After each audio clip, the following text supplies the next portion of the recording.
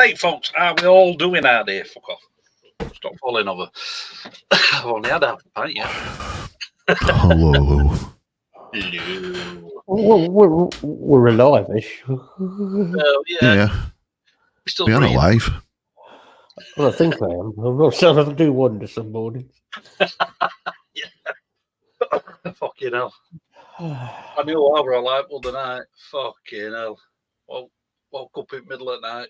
Fucking muscle spasms and fucking cramping both fucking calves. Oh, I hate that, man. Oh, Jesus. That was, So you went to stand up and collapsed. I wish I could have done. Fucking, it made me left leg. I couldn't even bend it for about 10, 15 minutes. I'm like, fuck. It's horrible when you get it during the night as well, because you just sit there and you don't want to like make any noise, so you just sit there and silent scream to yourself. Well, luckily Lisa was still awake, so it didn't really matter. And then from the next on, I don't really give a shit. That's usually a sign that you're not hydrating enough. Possibly. More beer. Apparently. I've got some water. I've got plenty of water here that may contain some alcohol. Those rumours can neither be confirmed nor denied. Yeah. Apart from that, we're still breathing, just. Oh, dude, Bill, I'm the exact same. I've got restless limbs, not just legs, limbs. And I've got the periodic limb movement while I'm sleeping.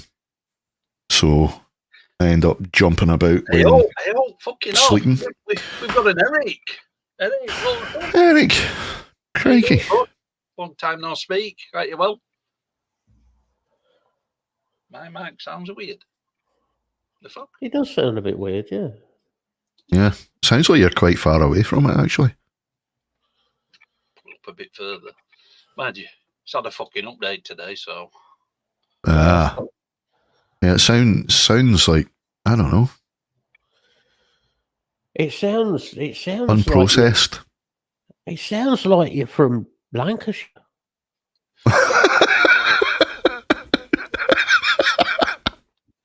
I can see Matt lasting about. I can see Matt lasting about as long as fucking ums are useless at the minute. It just sounds echoey, mate. Yeah, like Lisa says, it sounds like you're at the back of the room. It sounds like you're really far away, almost as if it's not actually on. It should be fucking on. Anyway, we'll have to. Then it's picking up something else. Now I'm not going to fuck about. Welcome to a professionally run show, as usual. Listen, I've still not got my mic sounding the way I want it to. I can EQ like fucking instruments, but just don't ask me to EQ my own voice. Cannot do it.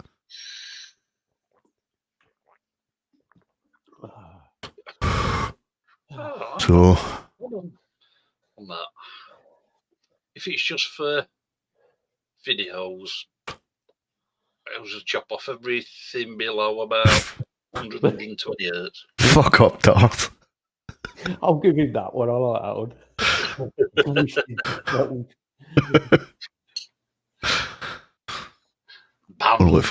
More like Alibaba. Yeah. Or AliExpress, sorry, whatever you call it. I've had some good stuff off there. Yeah, that's fucking hard. That's true, Bill. It does. It sounds really weird to me, and yet we done the show in the Undesirables on Sunday. Nick said my mic was sounding really good, so I went back and watched a little bit of it, and I still think it sounds horrid. So that's probably all it is. It's just it doesn't sound right to me. Your own voice never does it. I thought that, Eric. I thought you were in there. You'll take it easy, dude. Yeah, speedy recovery ate it to you, man. Yep. A speedy and full recovery. Absolutely. Mm. To that one off.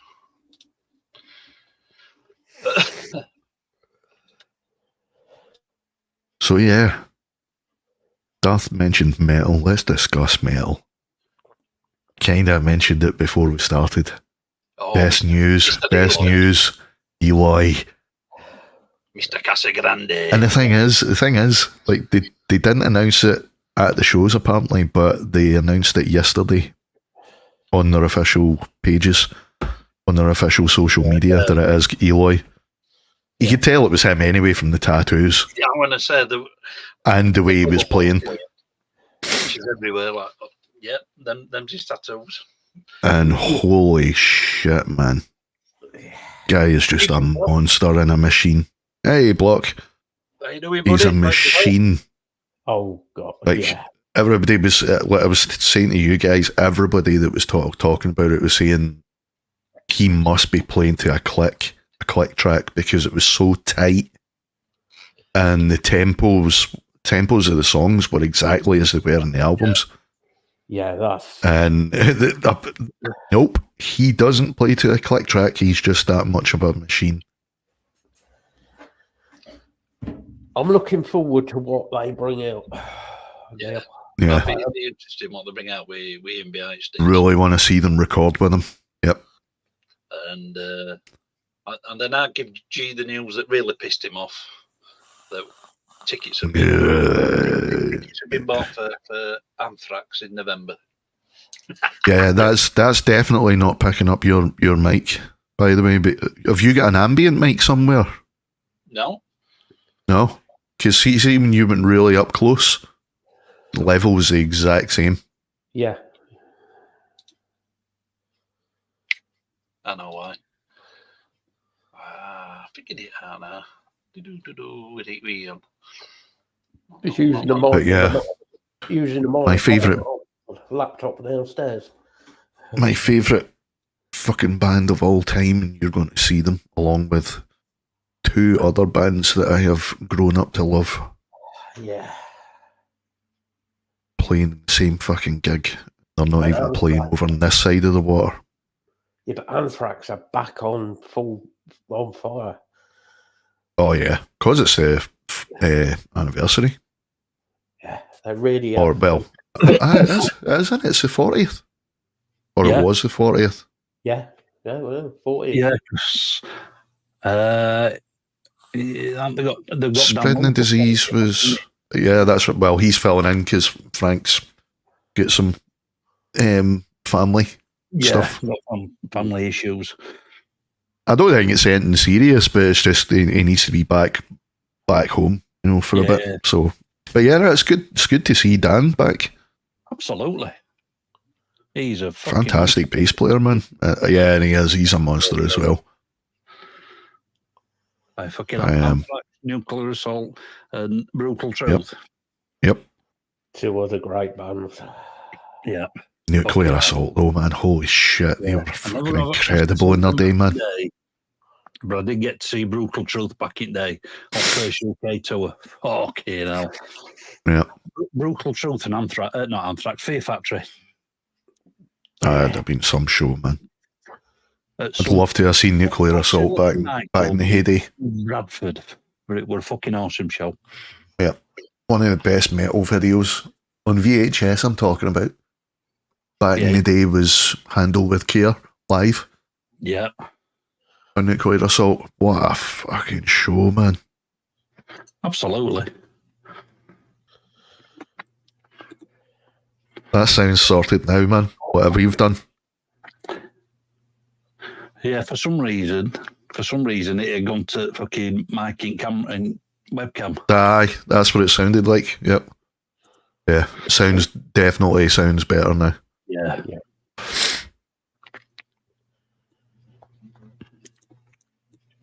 So it should be all good now. Yeah, that sounds all right now, mate. Yeah. What was the other news we were talking about? Dream Theater? The dream lineup. Mm-hmm. Back with Portnoy. In recording as well. I would love Dream Theater even more if they had a different vocalist. I just can't get on board with that guy's vocals. See, the thing I like about Portnoy, he's this great muso, but he's not scared of taking a piss out of himself. Yeah.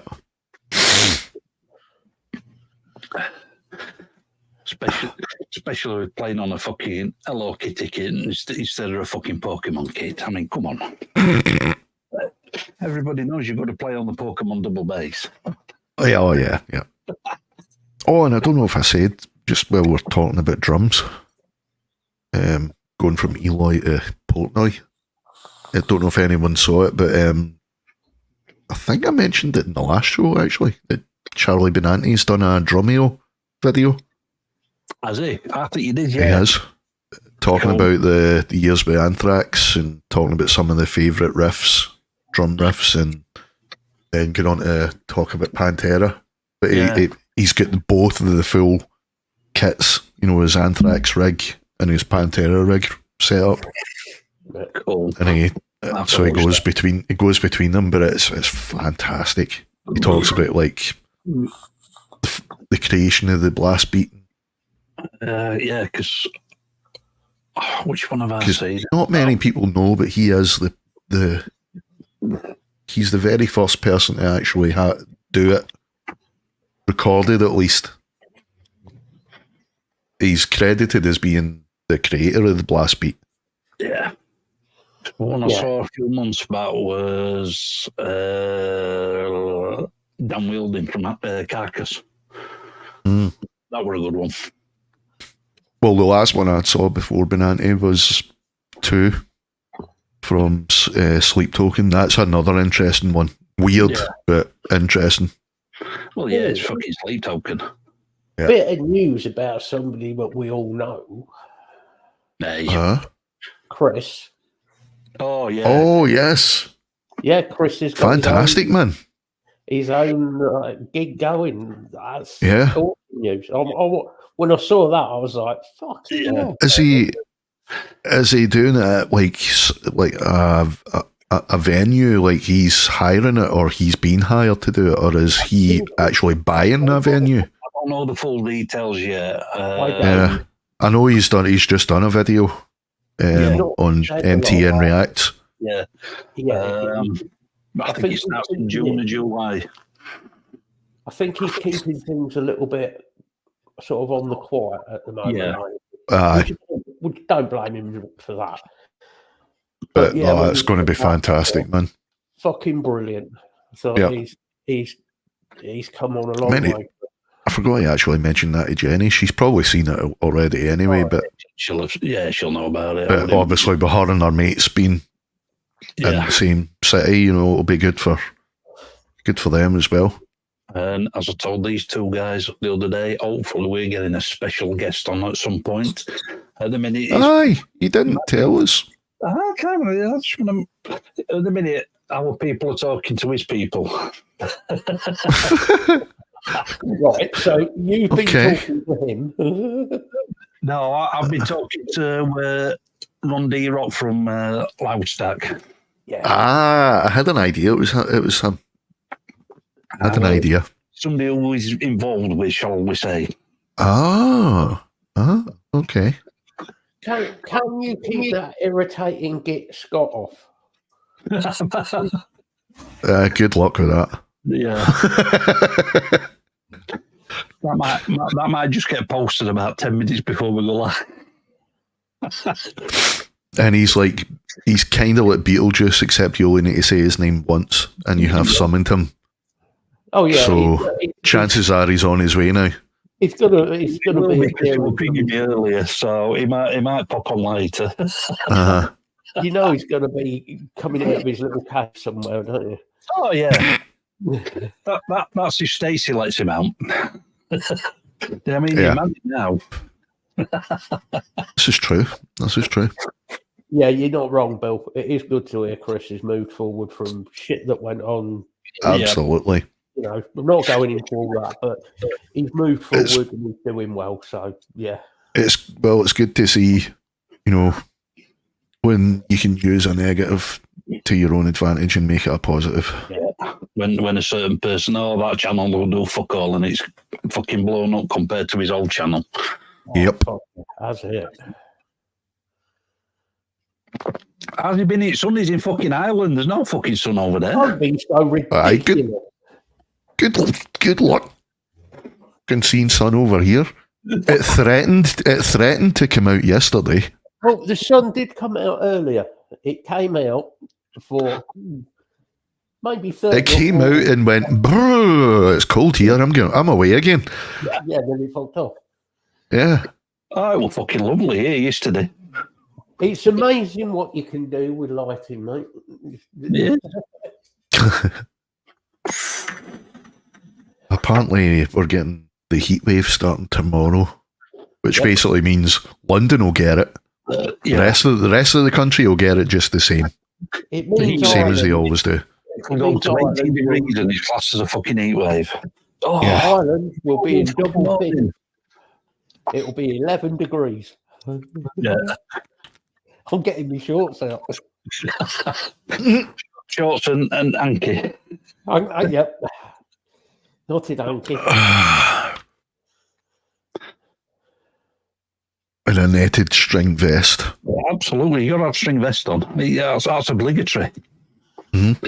And Rolled up socks. newspaper in back pocket. Yeah. Ella in one hand. Sandals. I will tell you this, boy.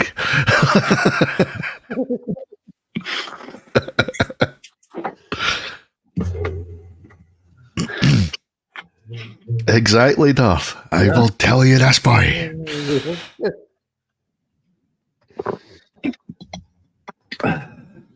Oh, you'd never allow Rapsy Nesbitt now, would they? Okay, Well, the man, like I said, Nothing he said was wrong, though. No. The man done out now useless on his way out. That's the thing. We've talked about this before, about comedy, being too risky these days. But I mean, and how you can't get away with what they used to say back in their days, because today's society doesn't like hearing the truth. They like to kid themselves on. The truth doesn't care about your feelings. Exactly. And folk like, Dave Allen and Bill Hicks, Bill Hicks, Billy Connolly. Billy Connolly, George Carlin. Yeah. Thing that people don't like about them is, they're pointing out the flaws in society. Absolutely. which there are many. Yep. Mm-hmm. Like we said before, if it's funny, it's funny. Yeah. It's a fucking joke. Get over it. But you notice it's always the people who it's not about that are offended. It's never the people who it's about that are offended. No. I'm offended on their behalf. I know. But what the people who they're offended for are sat there fucking pissing themselves laughing. Yep. But look, Darth, we don't need to know about your fucking fetishes. Thank you very much. We've got enough with Bill. We've got enough with Bill and nurses. You still get the cough as well? Aye, it's not going there. Same here, man. Same here. It just doesn't seem to be disappearing. No. Like, I catch myself every fucking time I go to vape. It just catches. Mickey Flanagan. No. Oh, man.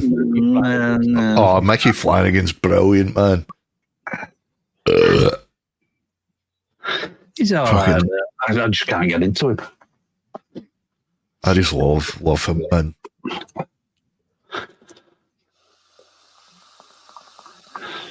Talking of comedy, fucking Peter Kay was supposed to open up the fucking new Manchester Arena and he got fucking cancelled again. What's the deal with this? I've been seeing it popping up in the news, just headlines about the arena. Something to do with the arena or something closing. It's not actually like booking agents around, it's the arena. Yeah. Is there something wrong with it? Fuck knows. We were fine last time we were there. Only time I've been there with Slayer. Right. Because I mean, I keep seeing the headline popping up on BBC News 24. I've got it on I've got the app, and it keeps coming up. Yeah. Arena closed for a third time, and I'm like, what's going on there? I don't know. I wouldn't say I've got anything against Peter Kay. I just find him very, very repetitive. Well, he's an old redcoat. That's kind of like their shtick, you know. It's A routine more than anything else. You know, they've got a routine. No, it wasn't that. It was 89. 1889. Yeah. I remember it now. No, I don't want to be more careful with it, Bill. Peter Kay's, I actually find him funny, like off the cuff, Yeah. rather than like, you know, his recorded stuff. When you see him getting interviewed, he's hilarious, man. Yeah. You know, just natural. Yeah. You know, just being candid. He's fucking hilarious. I mean, I find his stage shows funny as hell anyway, but you know, he is a hell of a lot funnier Oh, fuck it, especially misheard lyric stuff. unscripted. Oh, tick fucked off. To Egypt. Tenerife, Scotland.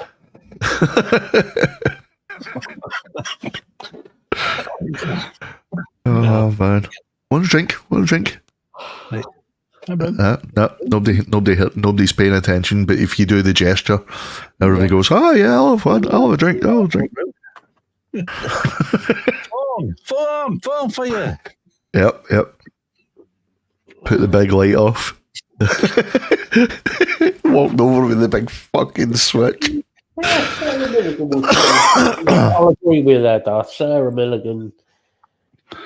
Yeah, she got a little bit tiresome after a while. Yeah. When she first come on scene, yeah. When I watched any newer stuff. There are a few comics that I can keep watching. People like Dave Allen, I can go Dave back Allen. to them. Oh yeah. Over Dave and Allen, Billy, George Carlin. Yep. Billy Connolly. Billy Connolly, Bernard Manning, all old ones. Robin Williams. Robin Morecambe and Williams. Wise. Yeah. Ronnie's. Yep. Charlie Williams.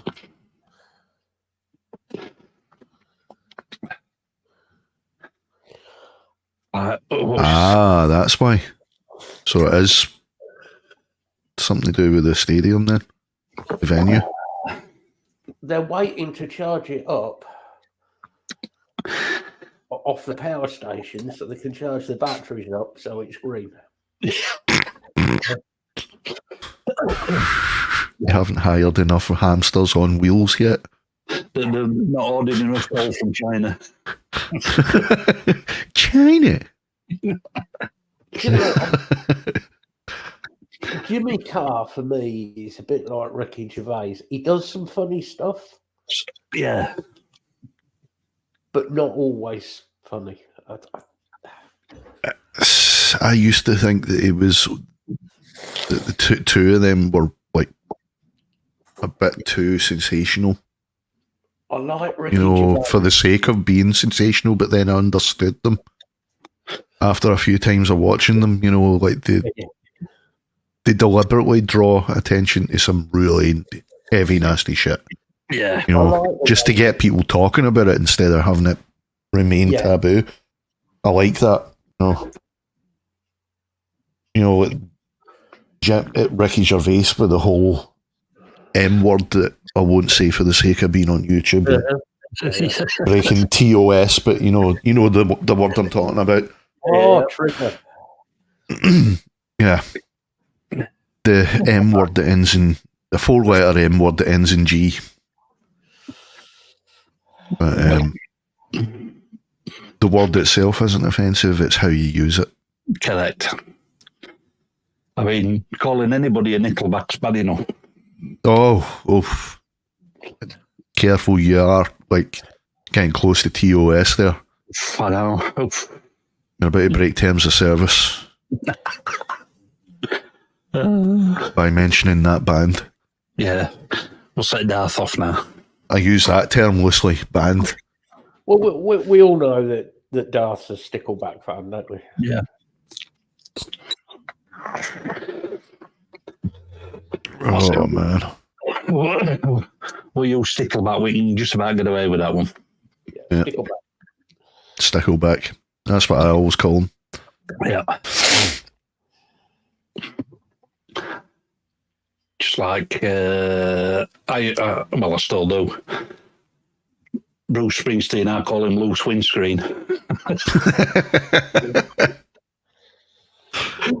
Oh, man. The toss. We know you do, Darth. I mean, somebody has to be a fan of him. Yeah. Just because you've got his poster up on the ceiling above your bed. What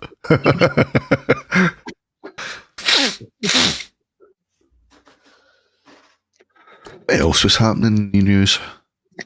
I don't think it's a great deal at the minute. Oh, you said that Tool were... Oh, yeah, Tool have said that they're down for recording another album. And Lee joked, what, in another 17 years, but they've said it won't take as long for the next one. Because they actually liked working together again. And Maynard's also promised a new Perfect Circle album as well. I know, Darth. We know you've got that mirror up there.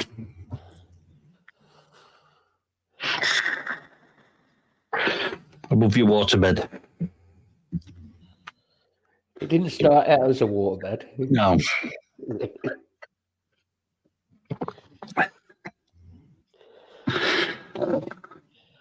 That's just since he got the dog. Dog.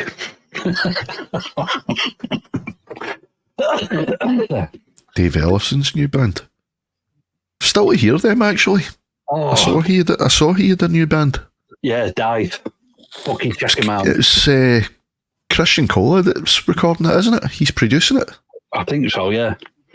They are definitely worth it. Listen to a couple of their songs off the first album. Oh, yes. Definitely check them out. Dive. Interesting. Well, I saw Dave Ellison on Christian Cola's channel. And I can't remember the name of the drummer, but guitarist who's with him is Willem Miranda, the guy who's won some profiles for the Dieth, that's it.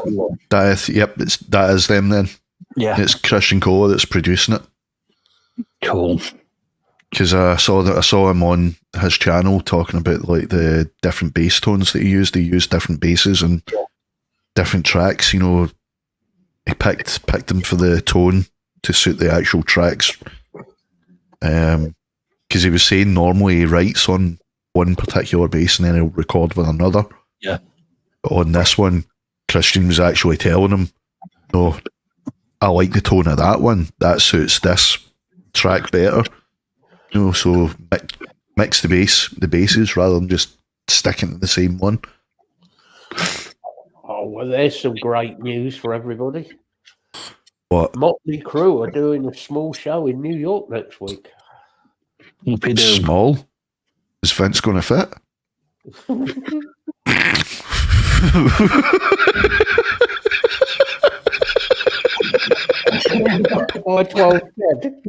Sorry.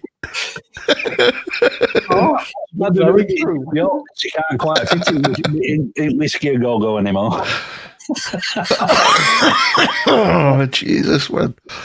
They've managed to get Vince back on stage. They put on a free buffet. Fuck's sake. Every stage that he's been on these days has got a bow in it now. Yeah. Says me, I'm not exactly like fucking fit myself, but Jesus Christ.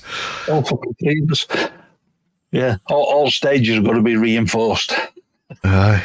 Imagine him in the Barrowlands. Be like he's on a trampoline.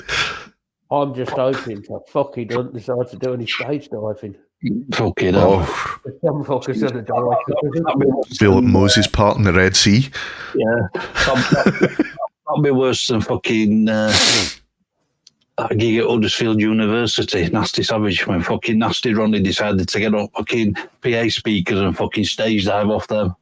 Fuck. Yeah, he Oh, just man. Wrestler. Yeah, fuck off.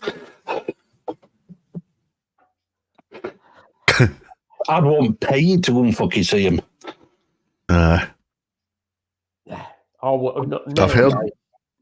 I heard that he's actually like had some vocal tuition, to get his vocals back to He needs it. some semblance to what he used to be like. Because apparently it was awful when they first came back. Yeah. Let's be honest, the whole band now is awful. Yep. Sorry. If anybody's a fan of them in the old days, that's fine. But Well, I've got to admit the music I've heard coming out from Make is a lot fucking better than what they've done for a long time. That's what I've heard as well. Yeah. It's good, and it's a lot heavier than what the crew used to do. It's a lot heavier. It's darker, it's heavier, it's real. Yeah. It's probably what he wants to do. Because that stuff's it's just old news. Yeah. I fucking hell. All that By time. all means, if you still want to listen to it, fair enough. But I mean, fucking hell. I still listen nobody to was screaming out for them to come back until they did. We've retired. Oh, we've been offered money, we're coming back. The thing with Mick is Mick's got obviously this illness that affects him. Yeah. It obviously affects him badly. He's always in pain and whatever. So full credit to the guy to keep going for one. Yep. But the music he's coming out with now, it's fucking, it's good. What is it that's wrong with him? Is it a muscle wasting or something? Or is it chronic arthritis or something like that?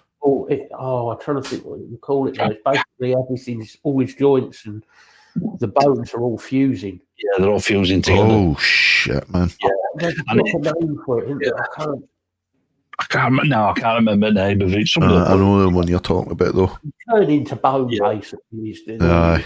In the politics. But I mean, he's suffered with that since, 1970s, hasn't he? Yeah. Yeah, you just took one look at him and you knew there was something wrong with him. Yeah. And it wasn't just the drugs. You just knew there was something physically wrong. I think some of the drugs he was taking were actually for Right. Ankylosing spondylitis. Yeah. That's Because I know not many people last, they don't last generally past about 30 years. no, he's done. It's Probably all the fucking drugs. Probably. Wouldn't surprise me. Well, it's on a like that. We fucking blood clots and all fucking beer he used to drink with us. The only person that became an alcoholic and it actually cured him. Yeah. Not a recommended diet, by the way, guys. No, it's not recommended for your blood issues.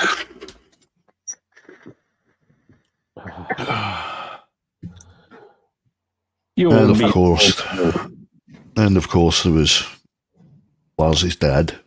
Yeah. God rest him. Or whatever. Deities. Yeah. That's just because, apparently his dad was pretty cool. He was decent, just a mellow, chilled out dude. Yeah. No, don't put that song on album, it's shit. And he's an asshole, but he doted on his dad. Absolutely, yes. But no, it's not good when you lose a parent. No. Yeah. Most of us have been there.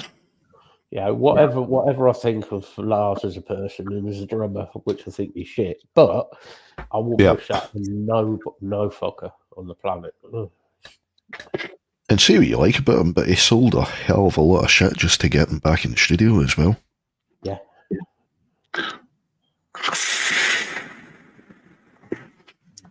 Nah, me neither, Bill. I was never a big fan. It's because I think the era that we came from, all the good bands that were out there, and then the hair metal came along, and the glam metal, and it was like, oh dear, what the fuck is this? Yeah. Oh, Jesus. And then we had the saviours of the thrash scene. Anthrax? Anthrax. Mind you, you've got to remember Pantera started out as a hair metal band. Yes. And then they go up. Yeah, then they realised, oh wait, this is shit. Yeah. I love seeing Pantera as a hair metal band. It was hilarious. Some of the tracks were actually really fucking good though, that's the thing. Yeah, They but were cheesy as hell, but they were pretty fucking fantastic.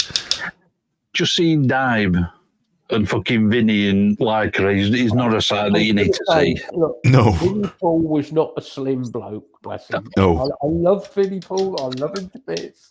But that body shape in Lycra, Vinny, it wasn't a good idea, mate. No. Exactly, Bill. I was saying, me and Dina, we were talking about 80s music earlier on Instagram. I said, yeah, the 70s glam were a lot fucking better than the 80s glam. The 70s were better generally for music. Yeah. 80s wasn't all that bad. At least, pop music, folks still played their own instruments. Yeah. Yeah. And wrote their own songs. Yeah. Mostly. Except for Milli Vanilli and Bee Gees at that point. Songs.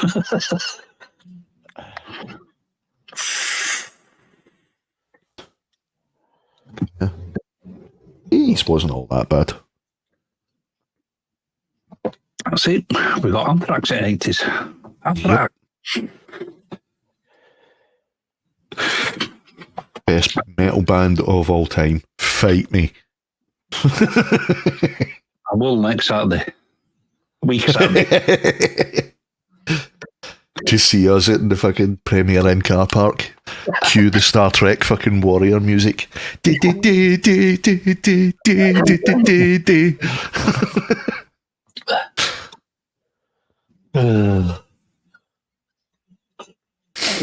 Silly no Willy. Silly no Willy.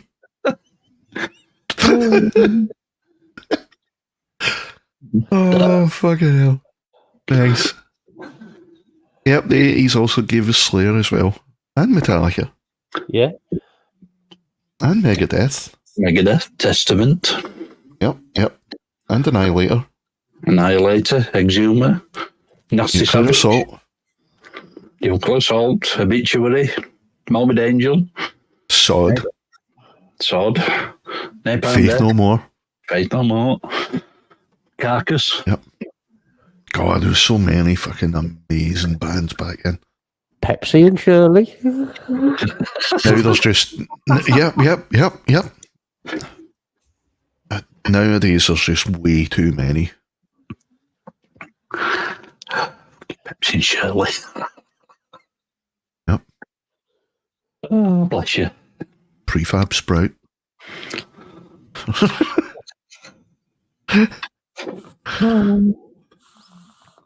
Talking Heads. Holy shit. There was a band. Yeah, some stuff I don't mind of theirs. Psycho Killer, I like that one.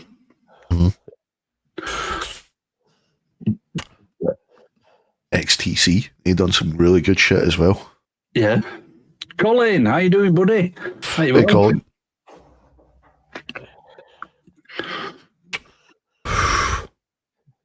Yeah. It's just way too many fucking bands getting pumped out these days. Yeah. I don't know. Like we said before, they're just not pumping out the fucking killer riffs. No, they oversaturate the fucking market, and then you're just like, meh. Every time a band releases something new, it's like, it's just more of the same.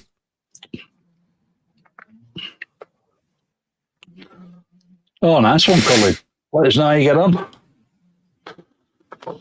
Awesome. Yeah, I mean, I think a lot of bands these days just fucking rely on fucking. Oh no, I knew you said Modern Talking. It just got because I saw Talking, it reminded me of Talking Heads. I think a lot of newer bands are too busy fucking relying on 7 and fucking 8-string guitars and 9-string in some cases. It's I love the sound of it, but I mean, if you're writing the music for that sound, fair enough. You know, but it's just there's too many. Like you said, it's an oversaturation of that sound. Using the same fucking amps and cabs doesn't help either. You know, This is one thing that Glenn always talks about, and even Scott. This band's constantly going for the fucking 5150 loaded with the fucking greenbacks. There you go. And everybody ends up with the exact same fucking sound then. Yeah. Either loaded up with greenbacks or fucking V30s. Mm-hmm. You know, just too afraid to step outside the comfort zone, try something different for a change. I mean, don't get me wrong. I like the 5150 as an amp, but fucking hell. Oh, it sounds lovely. I mean, the sound that all the gent bands were going for, it's a beautiful sound. That chug that you get from it is just, it hits you, you know, you can feel it, but when you hear it for like the 1000th time from another fucking band, it gets boring. Yep. It's like there's so many other fucking amps that you can get a similar fucking sound out, or even get your own fucking sound. Mm-hmm. It's like I was talking, saying to you guys, I started streaming again Twitch, and I was talking about this. Like, I used to have a preset that I would always go for. Yep.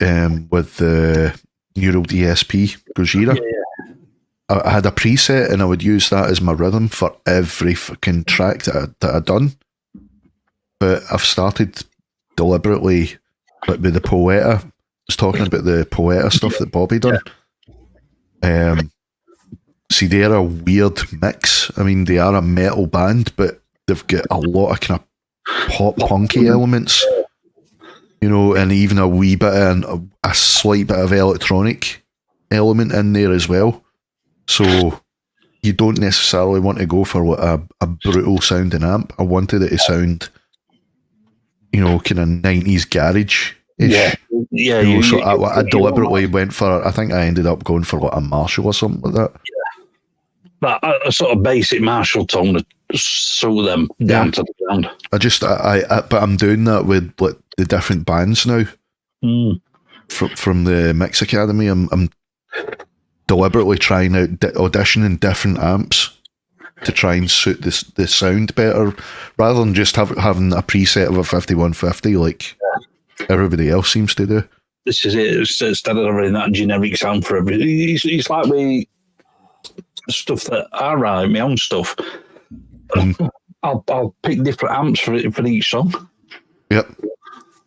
I'll have the same amp on both sides, and what I'll probably do is change the cab or the mic position just to sort of widen, give the stereo width a bit more of a wider sound. Yep. Yeah, get rid of any fees. Yeah. I think Zappa was in a place of his own. Yeah. I think Dave Brock and Hawkwind. For some of the, which you've just, I'm talking about new albums, I've just clicked on buy for the new Hawkwind album now. I mean, Dave Brock's 83 now. Yeah, yeah. Jesus. 83 years old. And I was reading an interview with him earlier on, and they've gone and got the oscillators back out that they used on like most of the like Strangeness and Quark and all of that. They've got the oscillators back out that Mick Dick was using. Fuck. You know, they've still got all of the old amps and all of the old oscillators and everything. Nice. And it's being recorded at Abbey Road Studios. Jesus. I reckon this might be. Sound huge. It'll sound huge. I reckon it Should might do. be Hawkwind's Yep. last album. Yeah. I was just gonna say, Bill, like we're talking about like how, like, to get away from sounding like everybody else, experiment with the sound, and that is exactly, the sound that everybody goes for nowadays is the 5150 created by Eddie Van Halen, who just loved to experiment. Exactly. Took him years before he got to that tone. Years of experimenting with different amps and different production techniques, different miking, even cones, messing about with the cones as well. Just years of experimenting before he realised that's the tone that I want. And then everybody jumped on board and went, that's the tone that I want now. And, 20 years later, it's the one that everybody still uses. Well, now it's 30, isn't it? 30, yeah. Is it? Jesus. Fuck, it is as well. Yeah, because, fucking All Machine Head were using them on first album. That's right. Here's a scary one to you. In 6 years' time, it will be 50 years since the start of the 80s. Fuck off, man. Fuck off.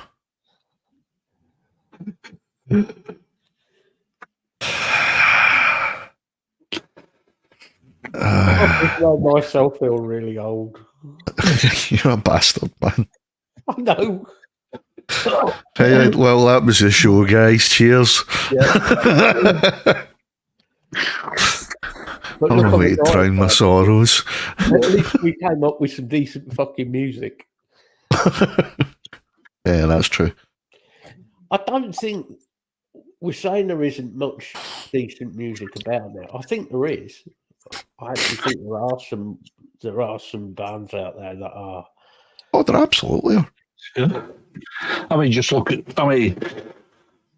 so much stuff that we get through, Bobby. It's like there's some fucking good bands out there that are doing man. They're not just doing that typical fucking gent stuff. That Voidscape, another one of Bobby's bands, they are fucking fantastic, man. Awesome.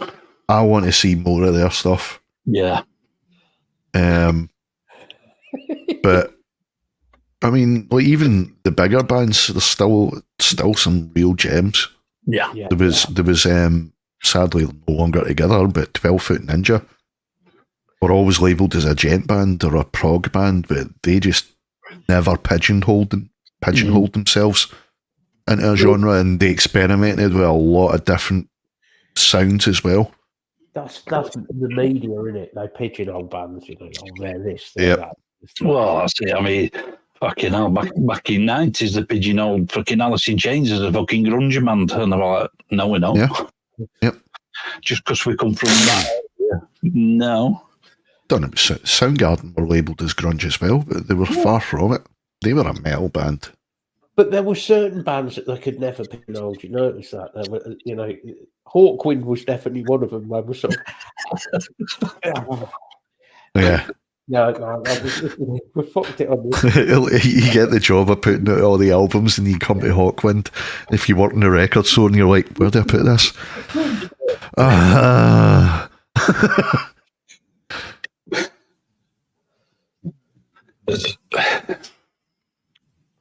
Jeez.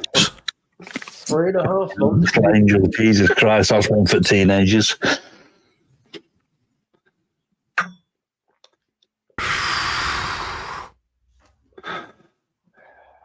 How long's it been since Dimebag as well? 2004, if I remember rightly. Oh, yeah. Years, man. Fucking hell. And I still fucking remember hearing about it that day. Same here, man. Same here.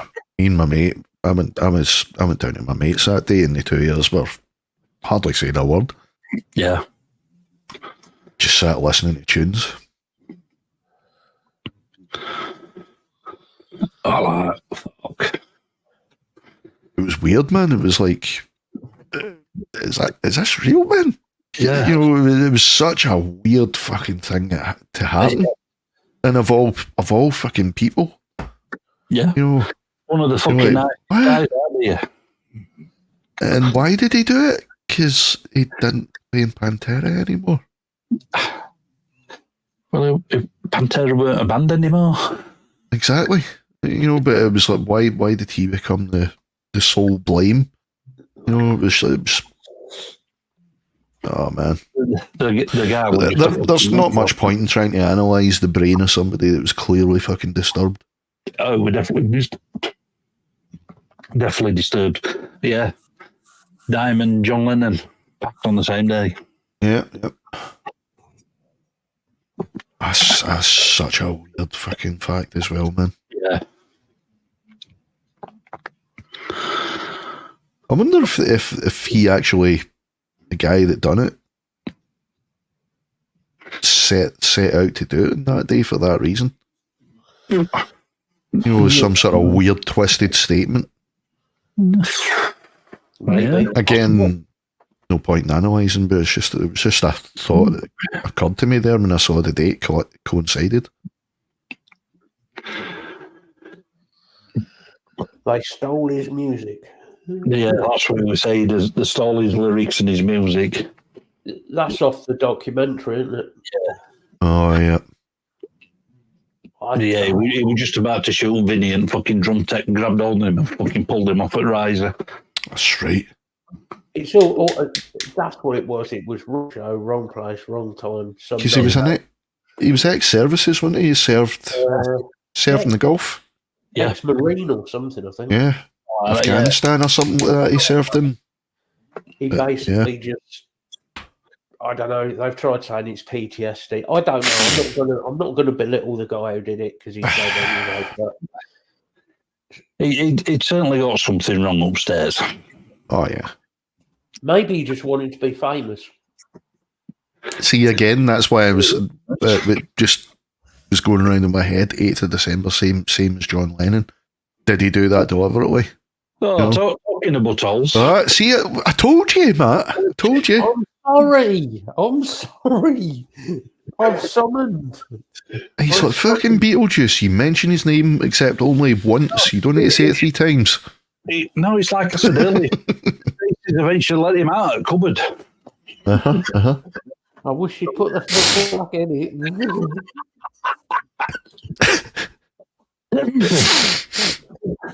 Yeah, all right, dude.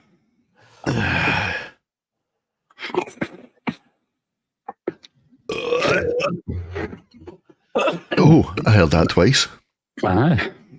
So good you heard it twice. Oh, do it, Scott. Do it. I dare you.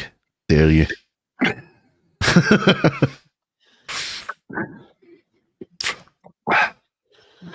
Yeah, Do it, Daddy.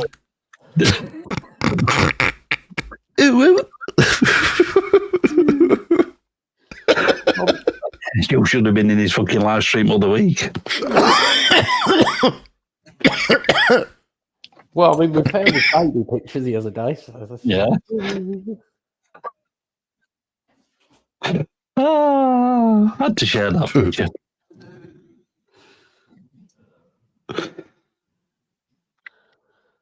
Oh, Scotch eggs. Oh. Yeah, but proper. Not them manky things that you get from the supermarkets. Yeah. Oh, just any. I even like those. And it's got to be a proper pork pie. Don't like them. Too big and thick. Yeah. Yeah. Are we still on about Scott? Are we on about pork pie?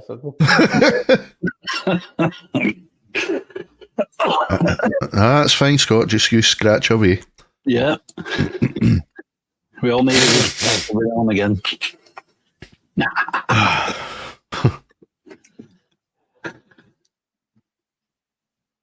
Yeah.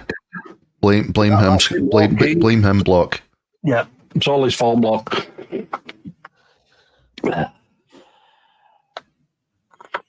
Yeah, I can actually get back to mixing again. My hearing's back. Awesome. It does help being able to hear, Mike. Yep, sort of heard. Well, you have now. Yeah, I have now, yeah. Well, that reminds me. I've not checked to see if Bobby's put this month's tracks up yet. Oh, I missed last night's video meeting because I was fucked, man. I just sat here and watched Supernatural all night. Started from the very beginning again. I missed it as well. I was otherwise engaged, shall we say? That's a proper bit of dinner. That I'll say dinner because otherwise, if I say a proper tea, everybody will go. Tea.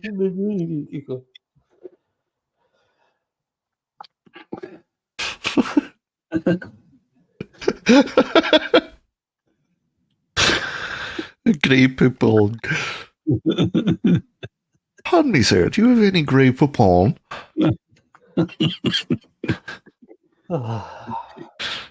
No, it's just the way I walk. Pull over. No, it's a sweater.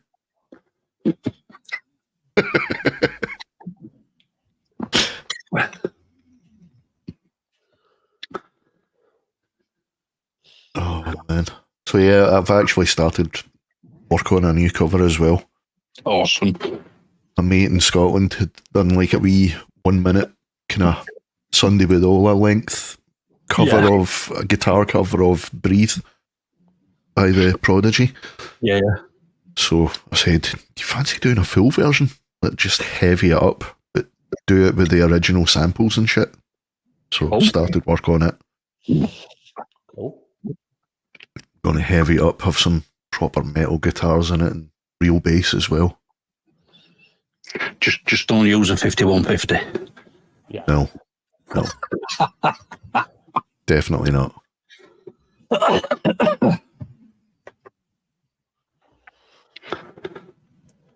Actually started using Engels quite a bit.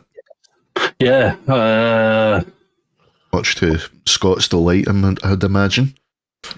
I've got the...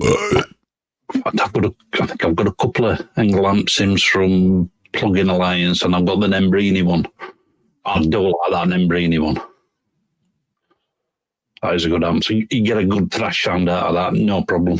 It's good for just about anything. Yeah. Any kind of style of metal. But you can just dial the gain. Just can use the gain to get the right level of oomph. After trying those amp sims, I would like to try a real Engel amp. If they're listening, they can get in touch. Some of the Tonex captures of them are fucking fantastic, man. Yeah. Like I say, I've got the software, but it's just having fucking time to test that bugger out. I've got so much to fucking test out and review at a minute. Oh, you got the Tonex software? Yeah. Oh, dude, honestly, jump on it, man. Well, no, because I've got that. I've got... Just the amount of shit that you can have on it, man. It's just take your pick at absolutely any amp. It's there, guaranteed.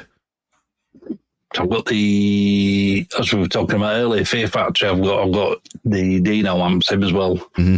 Needed to do a fucking video on that for ages. Saw Ola get one of the new Rev 120s. Nice. Got his own colour this time.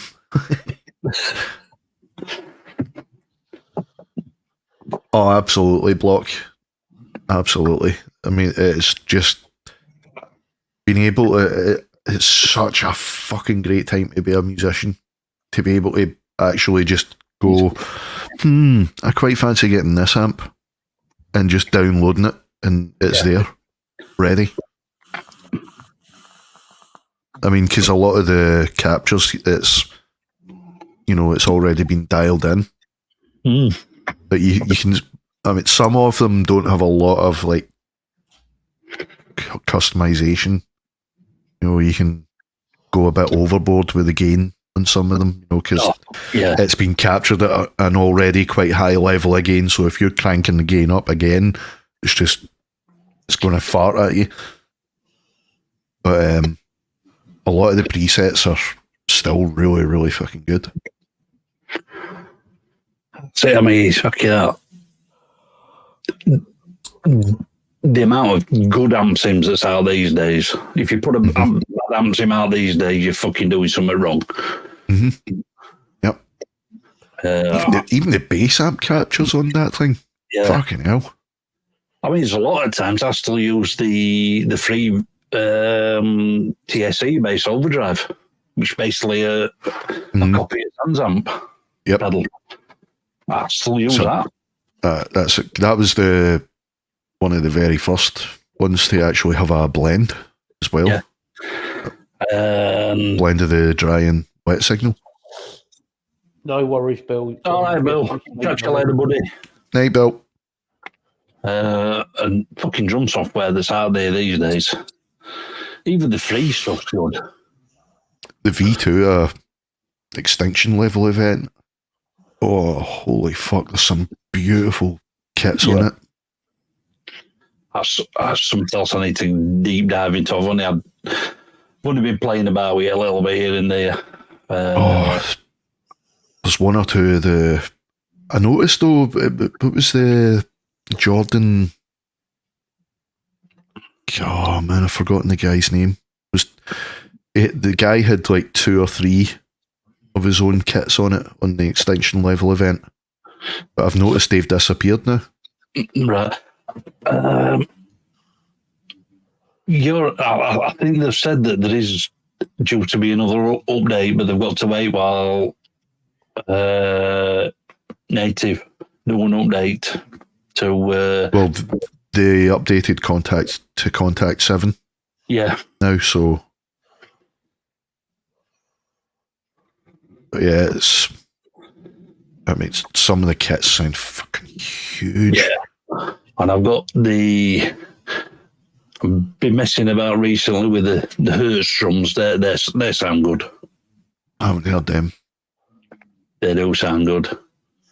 I know that dickhead Scott, he uses them mostly.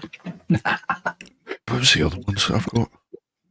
Got one of the Bugratone ones as well. Yeah, I've got all of them because Drums Against Humanity. Yeah, they're fucking awesome. Yeah, got them as well. And Steven Slate 5, which I've hardly used now that I've got the fucking extinction level event, because they really do sound real.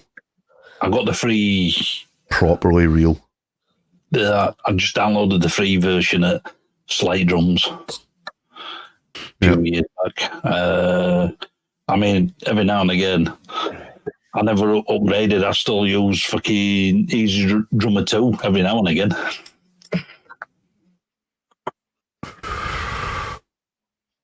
Chicken pineapple. Pineapple. Yeah, that's what box I'm in. Oh. The only way I can eat that is if you put chili in it. Then it would work. I just use a pineapple as fucking frisbees. Yeah, if you don't peel the outside of the pineapple, just slice it. Yeah. It's like a throwing star, mate. It's great.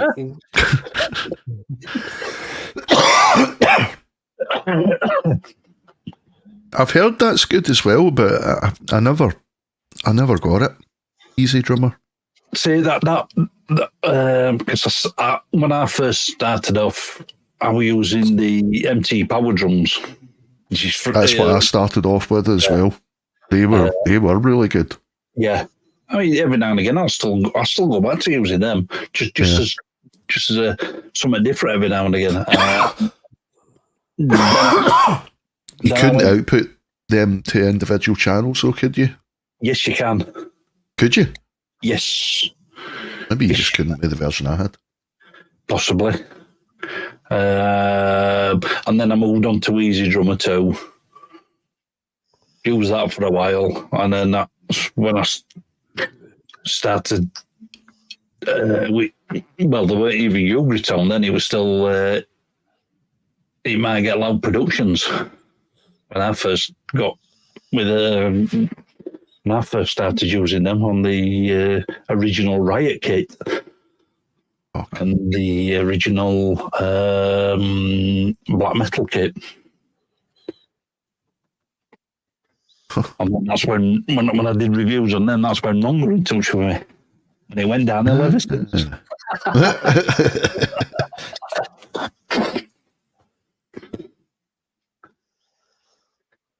Yeah, I still use Easy Drummer every now and again. Yeah.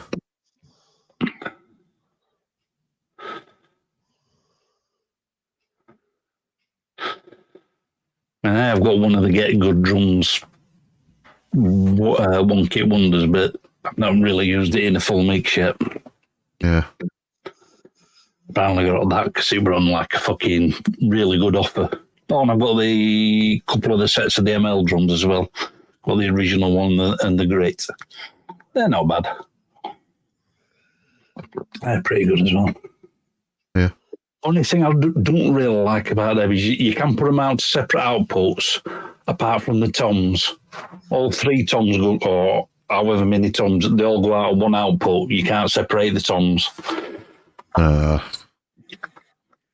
That's the only thing I really don't like about it. Yeah.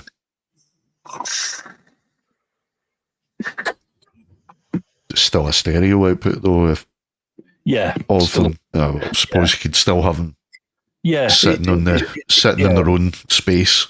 Yeah. But yeah, I would prefer them in their own channels. Yeah. Inside the GUI, you can spread them out, but I prefer having them on separate channels.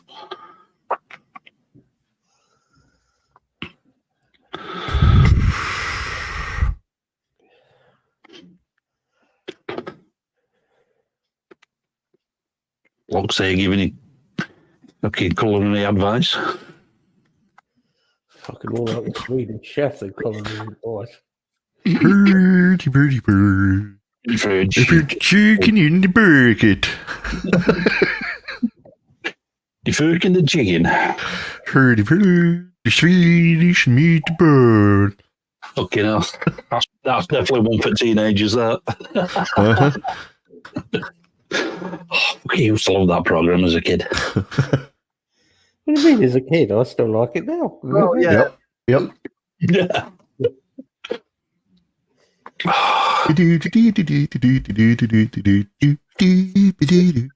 Chicken the freaking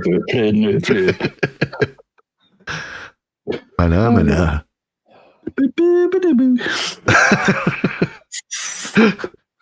Phenomenon. Everybody in chat is going to be thinking about it. You're welcome.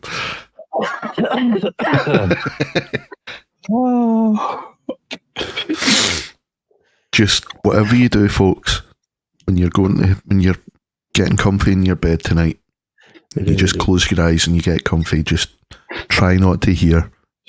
Mana. Do, do, do, do, do. No. Do, do, do, do.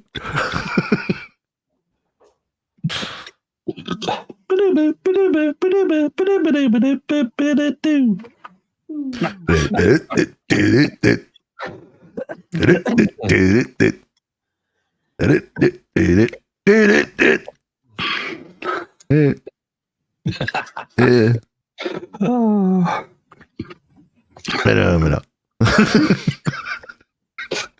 Oh, Genius, man. Genius. that's almost as famous as fucking Two Ronnie's Four Candles. Yep.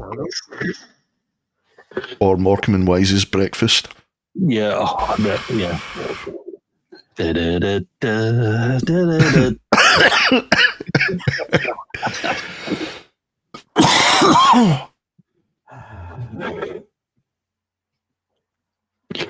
Oh, they just don't fucking write them like that anymore. Nope. Block trying to offer health advice. Oh, the fuck? Fucking, he's on wrong channel here for health advice. Okay. Ridiculous. I hope he wants to see my assless chap.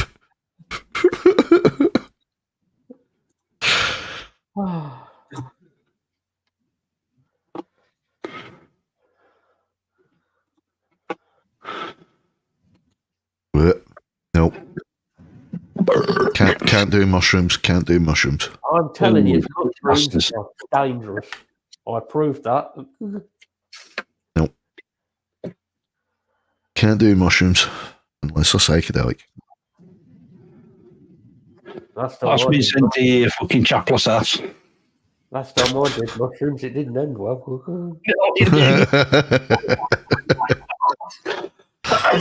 Nearly died live on stream. Oh, fuck. Beginning of a fucking 12-hour stream.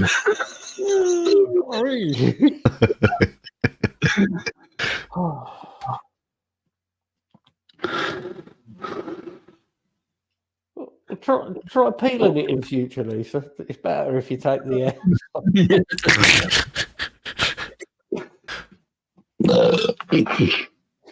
It's far easier to swallow, apparently. No, talking of things that swallow. I think it's only on his OnlyFans. Well, how you doing, dude? I'm doing pretty good, man. You guys Cool. are having a hell of a good evening. Absolutely. Well, Yep. midweek, we might as well put the fucking world to rights again. Mm-hmm. Ooh, can we? Why not? My video is dark, so I shall brighten it. It's moody, I was gonna put the pink lights sultry. on for you. sultry. Is that your OnlyFans like levels? No, I had the pink lights on, but you know. I was just thinking that was the OnlyFans LUT you were using there. Well, It's the same LUT I use for everything. It works really nice with the Blackmagic camera. So with the light that I have, so it looks really nice. Like it's a little bit desaturated right now. I would add, like in the editing software, I would add probably 10% more saturation for more color. But Yeah. other than that, it looks pretty cool. I don't have that problem. Not anymore. You just gotta. Yeah. Oh Jesus! What have I missed? One of our mates, Nick, he just got the ObSpot camera there. Is it ObSpot 2? I think it's called. yeah. Tiny. ObSpot Tiny. Oh, I don't know. It's not tiny, though. It's a fucking big looking thing. That's what she said. Yeah. She's never said that. Lee, shut up. Bollocks. Hey, I found some of that Hobgoblin Ruby here. Been drinking that Ooh. quite a bit. Well, I'm on gold. I'm on the Goblin Gold. I think that's the sweet one, though, isn't it? No. There's a distinctively sweet one I remember from Hobgoblin. Maybe it was the wheat one or something. Yeah, it might have been the wee one or the IPA. Oh, you're making me want a beer. You're welcome. I have Bastards. to actually what I need to do is I need to get a proper glass because I just drink it out of the can, but I think that's kind of ruining the taste a bit. Just no class. Just like they used to sell it in bottles. So like drinking It's out one of the thing bottle. It's one thing I'm looking forward to about next weekend. Having a few jars with good people. Well, one or two good people. Yeah, one or two. Yeah. At least 3. Yeah. Well, at least 4, actually. Sorry. Jenny. Yeah, Jenny, Nick, you, and Lisa. Yeah. Well, we're only coming down for the day, but yeah, we'll be there. You'll be having a jar, surely. Well, I might do. It'll only be the one because I'll be driving. Yeah. Oh, shit, yeah, right enough. Yeah. It made it sound like he's going to have to force himself to have that. I know. I know. Oh, you're bending my arm. I'll go on then.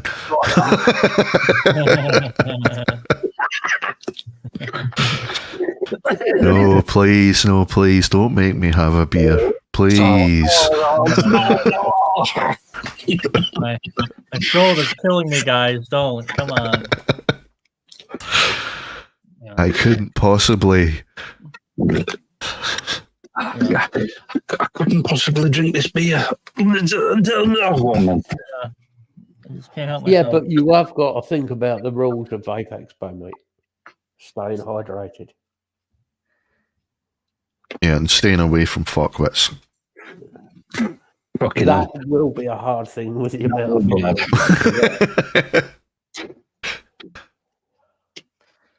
of I have my ways of avoiding and ignoring those types. That's why I'm not going, because I can't. I just nod, smile, and walk away. I can't trust myself. See you later. I'm just going to go over here. What the fuck are you guys talking about? It's basically it's a vaping expo next weekend in Birmingham that I'm going to. The only reason I'm not going for the actual expo. I'm only going because To get pissed. the people that I hang out with, you know, are all going, so it's a good place to all hook up, you know. But hey, It's the only reason I'm going. Not that kind of hookup. Jesus Christ. Hey, whatever. I'm not the one named G String, so I'm fine. Check it. Wow. Comatose Lee. I wish I was fit enough. okay, I'm not getting comatose at NEC, not with their fucking prices. Mm-hmm. I think a bottle of water this year is about £4. Well, somebody will have a bar in the boot. Oh, yeah. Yeah, that's right. And Bunny will have a fucking usual I homemade. hope she brings the mead. I think when we stopped, It's Bailey's last year she brought, wasn't it? the last couple of times have been Bailey's. That stuff It was rather potent, That is shall we say. amazing. It was. It looked good though because everybody was fucking dying for a sip. Yep, homemade Bailey's. Yep, it did look nice. With the alcohol content everyone wishes it had. Yeah. Well, Bunny's Irish, so you can imagine. Yeah. Okay. You can imagine, you know, it's Bailey's and then some. There's about half a bottle of Jameson's in it. Probably, yeah. You said she's Irish. Yeah, I call bullshit on that if she's mixing it with Jameson. Only the top shelf $700 single malt can you destroy with liquor. You gotta have standards around here. Jameson's lovely though. Do like it. I just wish I could It's drink it. It's an easy thing to drink. That's why. Oh yeah, definitely. Too easy. Yeah. You know, It like, makes this it is pretty good. My stomach just can't handle it anymore though. makes it even worse. That's why I keep my bottle in the garage, so otherwise, it's not going to last rest of the night. Yeah, I got one for my birthday a couple of years back. I'm like, oh, cool. It was like a proper liter. Oh, great. Cool. This will last a little bit. Last evening. Dude. Just like, Goes "Yeah, this is down really way good. too easy. This is really good. This Yep. is really good. Yep. This is really good. It's really good. Scott did that classic. I'll just have a little drop tonight. Yeah, just have Yeah. a Just a little drop. Yeah. Like, what's the big deal? It's only 1 o'clock in the morning. Scott, the bottle's gone. Nuh-uh. Yep. You sat there naked on your OnlyFans. Hey, man. Brother's got to make money. With nothing but a bottle of Jameson's between his legs. Absolutely. Well, that's what he was like last weekend on his private live stream, mixing live stream. Was that last week already? Holy Yeah. fuck. Time flies. I've been so busy. I so wanted to go, man, but I've been having to watch my spending for this expo next week. Otherwise, I would have been there. I know. That was a stream.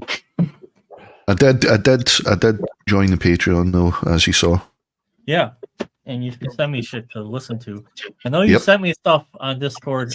I saw I did. them, but as always, I go, "Oh, cool! I need to listen to that," and then Yep. Yeah. Not all of them I'm are not completed ignoring mixes. that.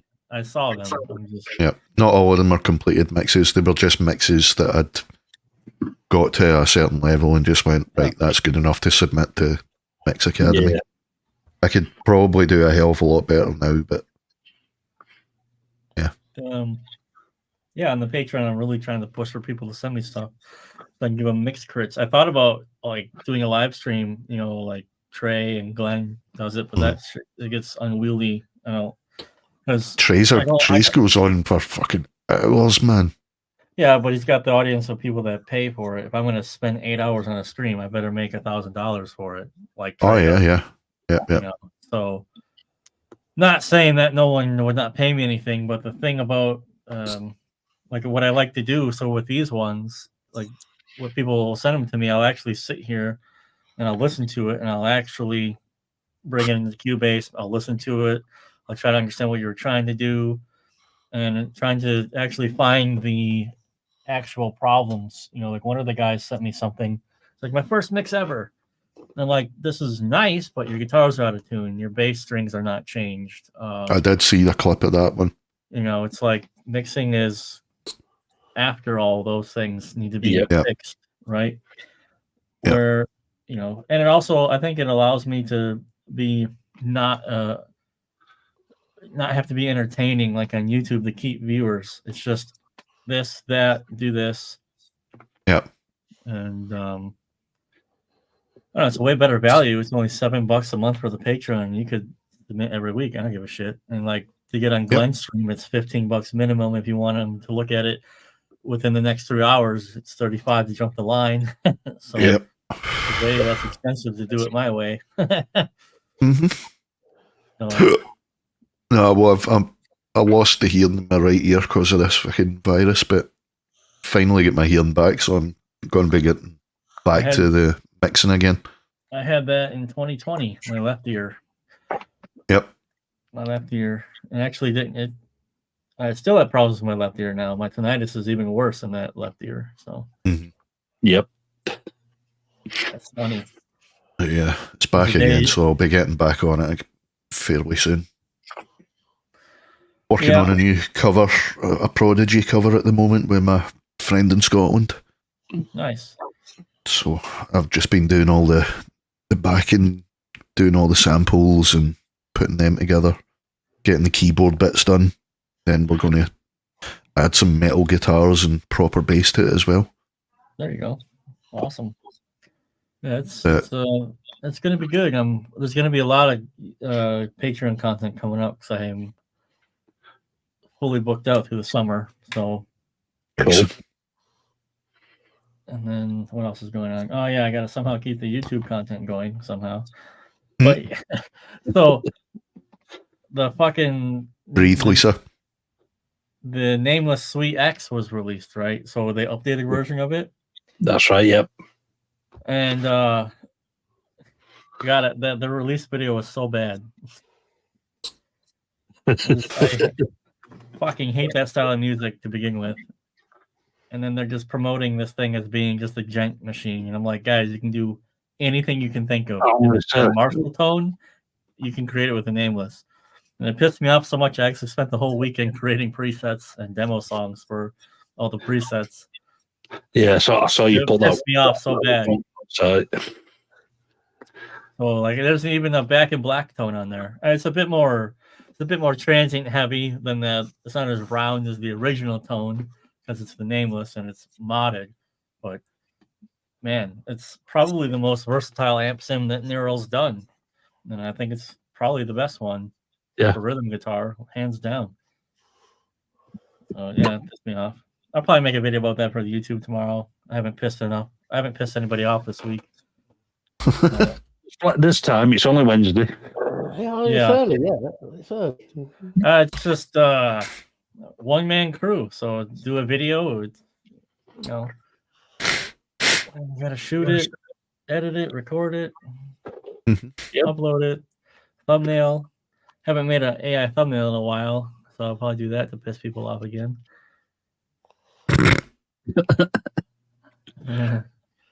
So, yeah, it's just I don't know. So yeah, the presets are fucking awesome. I created like 40-year span of different tones from AC/DC to Nile with one amp sim.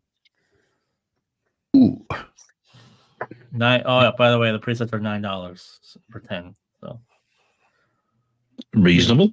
I'm gonna do that because everyone is just waiting for the next PV amp sim per neural to release, of course. Yeah. So, I haven't touched the neural stuff since get the Tonex. I got the update for the Gojira X. Got the update for the Gojira one updated to Gojira X, but still haven't used it. Yep, I grabbed that one specifically to do presets for it. I'm working on those right now. Some modern black metal tones, which are basically just PV and a V30, just trying to make them sound different. Yes, that's just what we were saying earlier. Everybody has to use a 5150 with it. Either a greenback or a fucking V30. Yeah. I mean, it's, I don't know, it's the vanilla ice cream. It just works, right? Instead of actually like just auditioning different amps to suit the actual track more. There was an interesting, like the stuff that Glenn does is really cool, you know, talking about what actually matters in the tone, but I'm seeing like a shift in extremism from it's all about the amp to now the amp doesn't matter. It's all about the speaker. It's like, calm down. Relax. Oh, yeah. Like there are differences how the distortion is shaped. Yep. Like, Yeah. I'm not going to spend 4 hours making a dual rectifier play like my angle does. I'm just going to grab the angle. Absolutely. Conversely, I'm not going to spend 4 hours trying to get the angle to play like the dual rectifier does. I'll just have the dual rectifier. So, of course, like if you have enough time and enough pedals, you could make them more or less kind of sound the same through the same speaker, but why?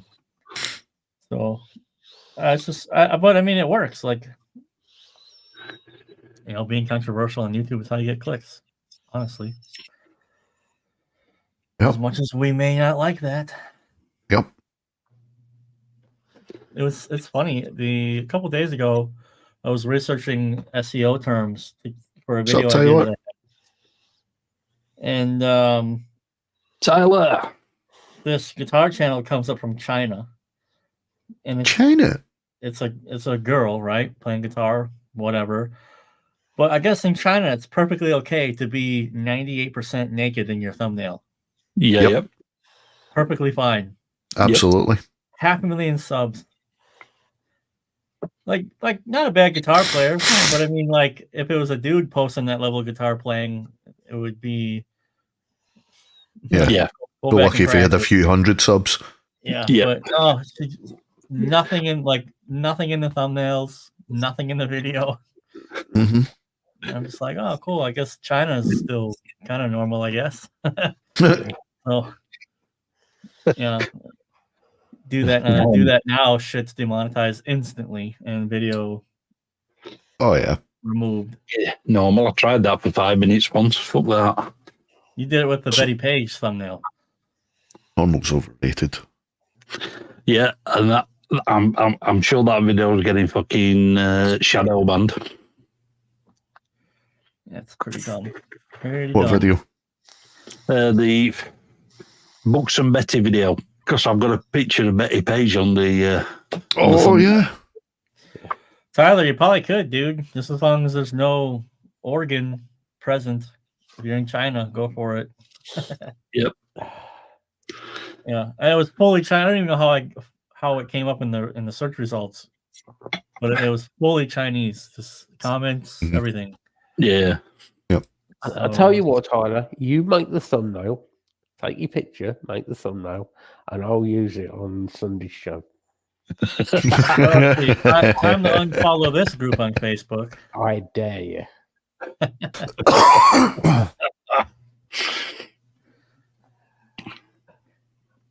just like cover it with a distortion pedal. Yeah, just cover it with a picture of a HM2. No, that's way too big for what Tyler's working with. Maybe like one of those.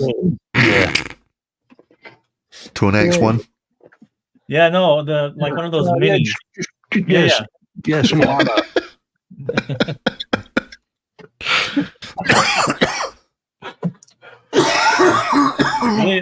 Lee would just use a cod piece. Absolutely. Why not?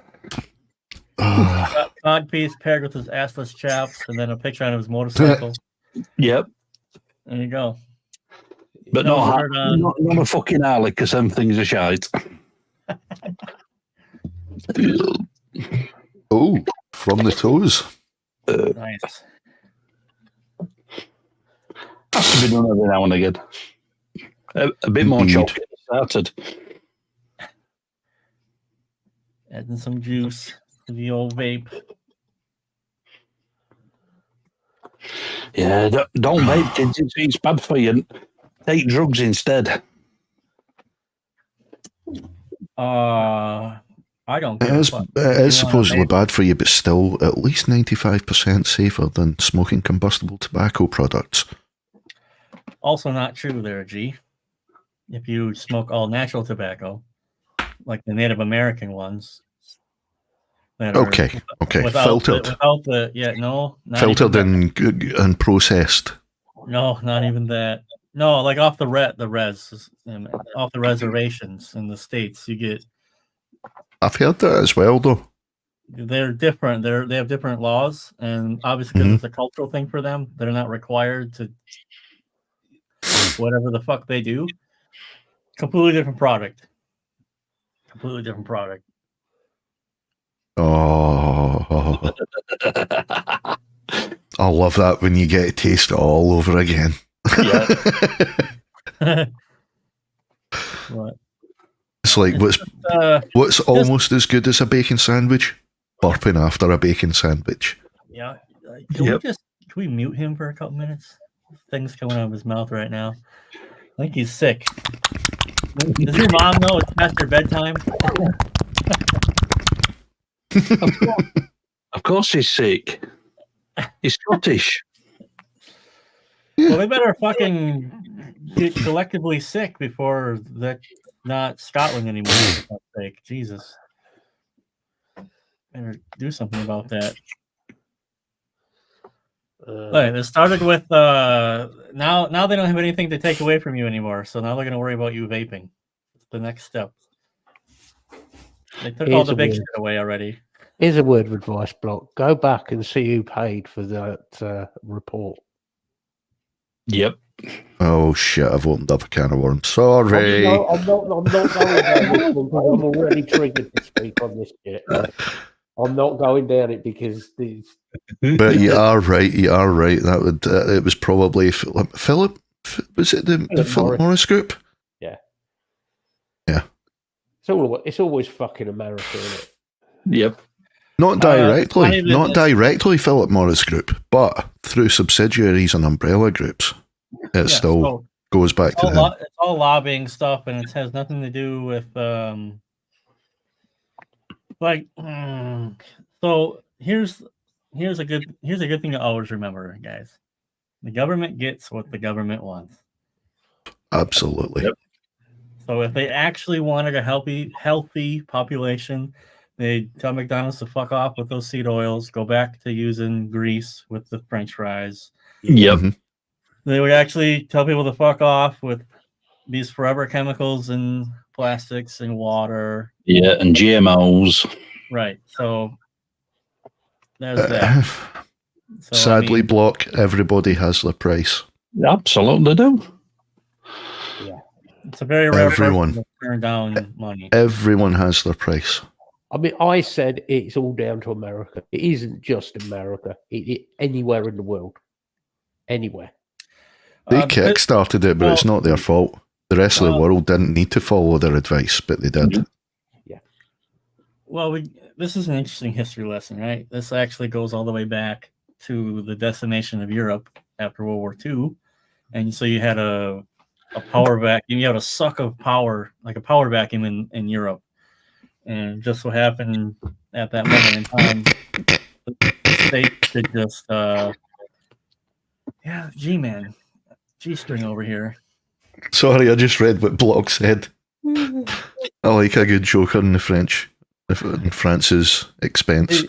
Block, you can buy. What do you think peer research review is? It's all bought papers, or it's all, or it's cherry picked science, quote unquote, to match the thesis of the paper. It's not real. Like science is all bullshit.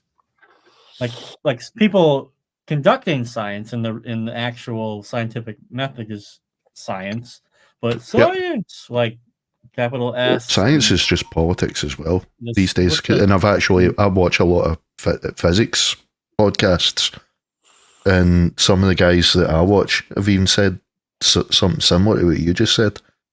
That even science has become politicized. Because that's You where know, they get and that's where they get their money from. Physics is exactly. the same.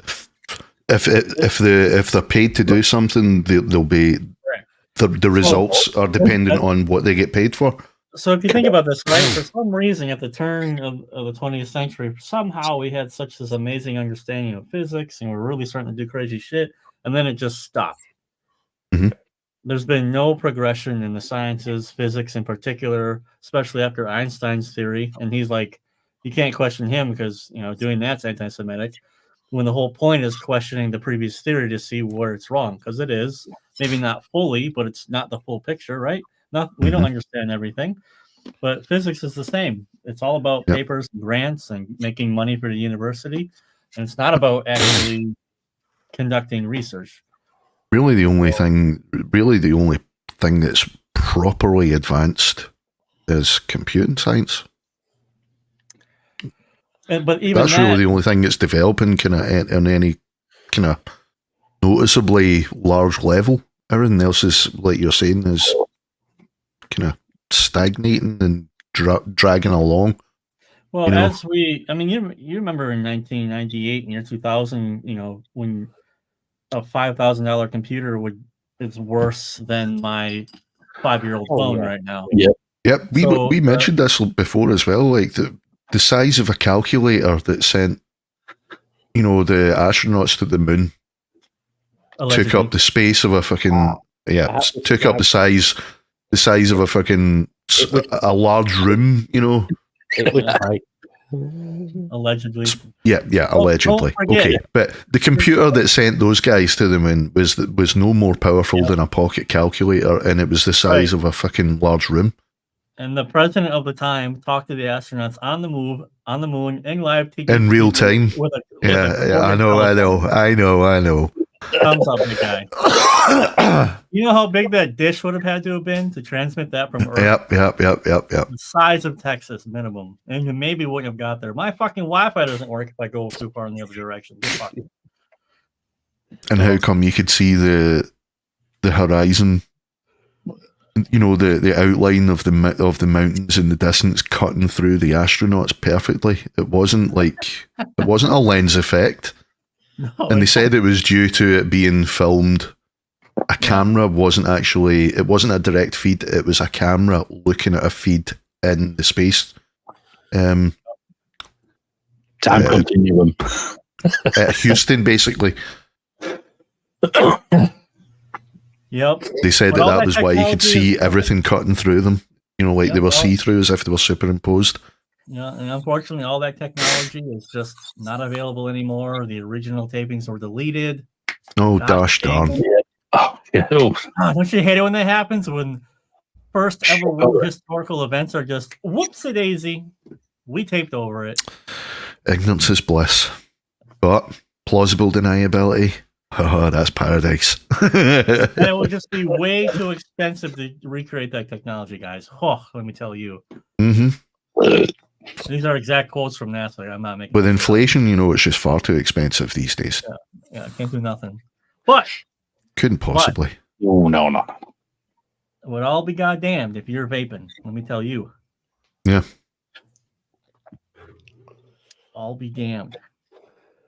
Yep.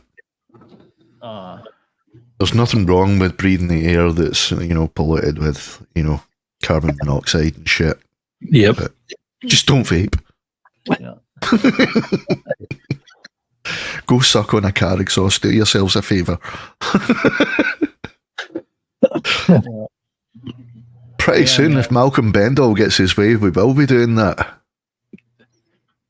It's going to break before that. I just saw the demographics of London, and you guys have bigger problems. Mhm. Yeah, a lot bigger. Yeah. Yep.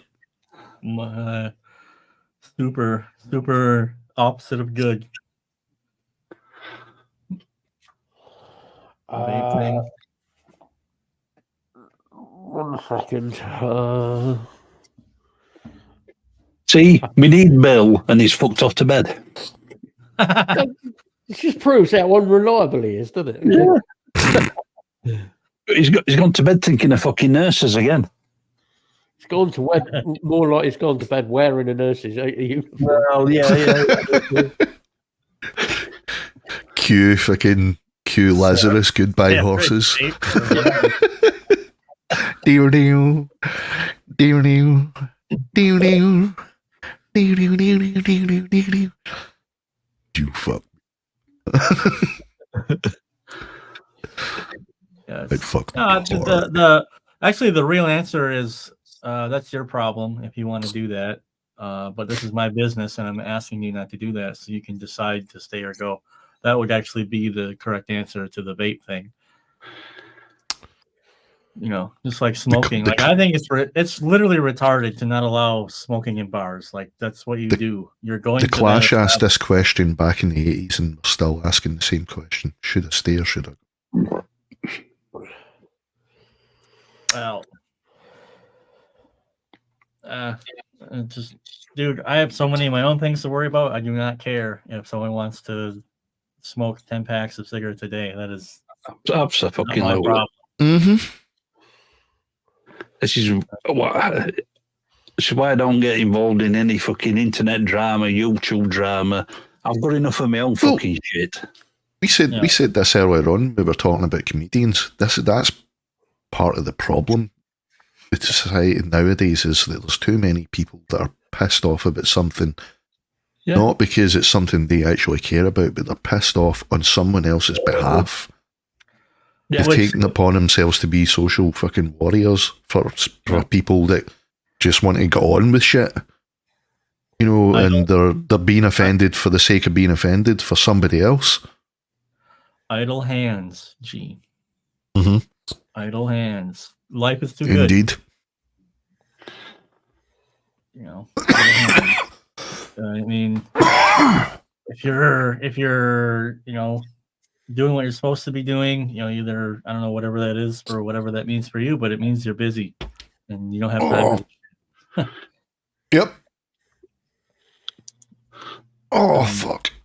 That sounded painful. Oh, dude, fucking back's in serious fucking pain today. Like actually, I don't even care. Like I would probably still smoke intermittently if I wasn't so fucking lazy to go outside. Yeah. I mean, I don't care. I like cigars, but again, too lazy to do it correctly. Well, with a after single malt, after 2030, it'll be illegal to even smoke in your own house here in the UK. Is that actually going through? Mm-hmm. Smoke free by 2030. That's impossible. That's the pledge. What if it? This is why people are retarded. They don't think what this is actually going to do. This is going to create a black market, and who do you think is going to own a black market? Yep. And originally as well, Scott, they were going to do the same for fossil fuels. Yeah. It was originally going to be 2030 as well. So what they decided was, we can't do that. We'll put that back to 2035, but we'll still make people stop smoking. And when 2035 comes around, they're going to extend. It's this fossil fuel argument is wrong on its face to begin with. Well, it's been found out that even electric's just as fucking polluting. Not the actual end product, but the process to get that end product is more It's polluting. worse. Yeah, it's worse. They reckon an electric vehicle has got to travel at least 100,000 miles before it starts even becoming carbon neutral. Yeah, and that's even if you make it that far, if the battery doesn't shit out. Exactly. Which I don't think any of them have. No. Because it's basically using the same battery technology as what we use in these. Yeah. And Are you on the billet box? every time you charge your battery up, it degrades. Yeah, so exactly what you're saying here, like this is why you can't ban this stuff. I mean, there are certain things you need to ban. Like heroin should never be legal. If you want to know why, look at California. Yep. There are certain, because people are like, well, alcohol is like super like addictive and derp. Listen, personal choice is not my responsibility. That is what you just said there, Scott. We should be allowed to fuck up in our own right. If you want to be, there's been this talk is actually coming up again in Parliament. It should. Kickstarted by what's going on in Glasgow. Yeah, they're actually having safe injection sites now in Glasgow to pilot test. It went well, apparently. Have you it's seen been going well. America now? Trank. Yeah. It's called Trank. It's about 10 times more potent than ketamine. He's talking about people in Philadelphia right now. And when you inject it, it rots your skin, it rots the muscle, and then eventually it rots through the bone. Oh, it's a proper zombie one. Oh, yeah. Yeah. Nice. But the American government are not worrying about that or the fentanyl epidemic. They're worrying about other things. So that's what I said. Yeah, like the next election. Wants, the government gets. So very easy to understand. Like we can sit here and go, what the fuck is going on? Look at all the goddamn unchecked immigration in England, the Muslims, the crime, the blah, blah, blah. Not going to change and you go, and when you just think about it, you go, okay, this is actually what they want. Yep. Then you have to figure out why, and then you start being a racist because you go, wait a minute, this is actually my land for my people and my posterity and my culture. And I'm not allowed to say that, but this fucking shamalama ding dong over here can literally do whatever he wants, including I know what you're saying. People. Yeah. Well, see, I had this conversation with a taxi driver yesterday, telling the guys I was up in Belfast yesterday in the city, and taxi drivers doing their thing as usual, telling you their life story, and then it went on to politics, and started. And the guy actually said, "Look, part of the problem is it's not racist to actually say there's a problem with immigration, right? There's no problem with immigration if there's homes and jobs there for them. Correct.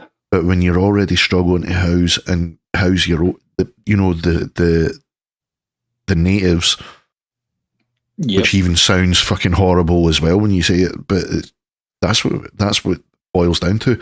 Yeah. If they can't even house the natives and there's not enough fucking jobs or whatever to go around, why are you bothering to do that for other? Bring many more people in and make matters worse. The problem. I mean, look how many. And then what happens is it pits those two people against each other. Then you get what's happening right now. Yeah, yep. Exactly. And then you get one person blaming the other when it's not even that. That's the problem. It's the people that fucking said this is allowed to happen, and that's the problem. I've been saying this for years, personally, in my personal life, but it's like basic information in my point of view. If I go to England, I call it England just because it's England to me. I know, like Ireland should be Ireland, Scotland should be Scotland, and England should be England. I want to see the English. I'm not interested in seeing Muhammad, to be honest with you. If I wanted to see Muhammad, I would go where Muhammad lives. And if Muhammad wants to live like Muhammad lived in wherever he lives in England, England should be like, yeah, no, you can leave, fuck off with that shit, or you do it this way because you're in England. Yeah. I mean, it's like a post one of our friends put up earlier on. it's okay to be patriotic about the Scottish flag, the Welsh flag, the Irish flag, but don't you Absolutely. But if you're patriotic about the English flag, you're a racist. Yeah. Apparently. Yeah.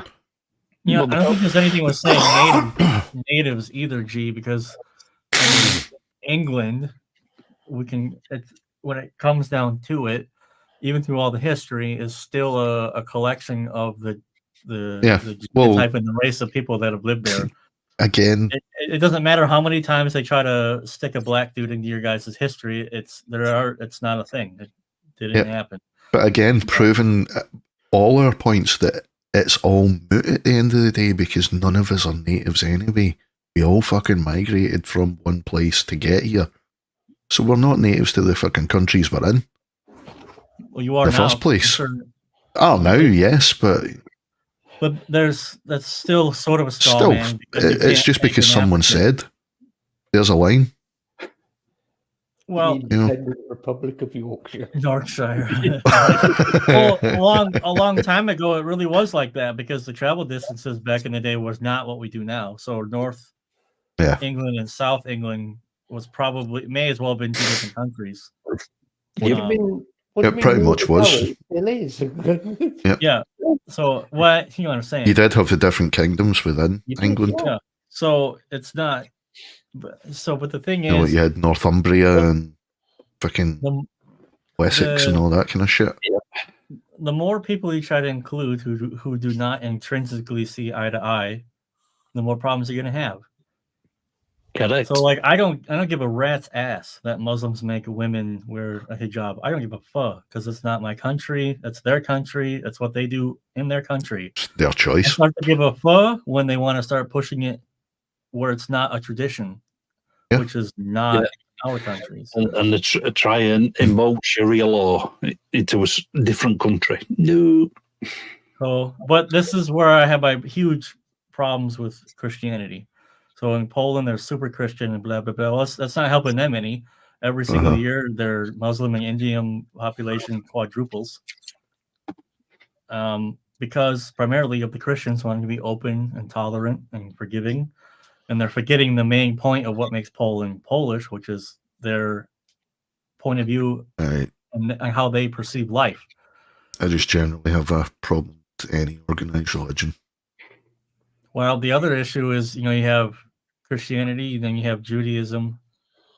So, you have Christianity, you have Muslims, and you have Judaism, which is three different takes on the same story. So actually, it has nothing to do with Europeans whatsoever anyway, from the beginning. The Christianity is not even a European religion. It's a Semitic religion over there in the Middle East. It's not good or bad. This is the point where people are already like starting to pick sides real quick. I'm not saying one is bad or it's not my problem, to be honest. All I'm saying is it's not a worldview of our people. And this is proven by the fact that every single tradition that we have in Europe still carried over through the conversion to Christianity because we just changed the rituals to fit what we were already doing. Yep. And so, but they flip the meanings of everything, right? So in Christianity, a goat is the representation. I'm looking at you. I am waving, Lisa. You need to get Jenny to do another thing that puts a wave up. I know. A little animation. I can just press a button and he waves. Yeah. You got to make sure it holds a glass. We don't want to know what you're going to be waving. Or I could get Astrid to wave. I could maybe get her to wave.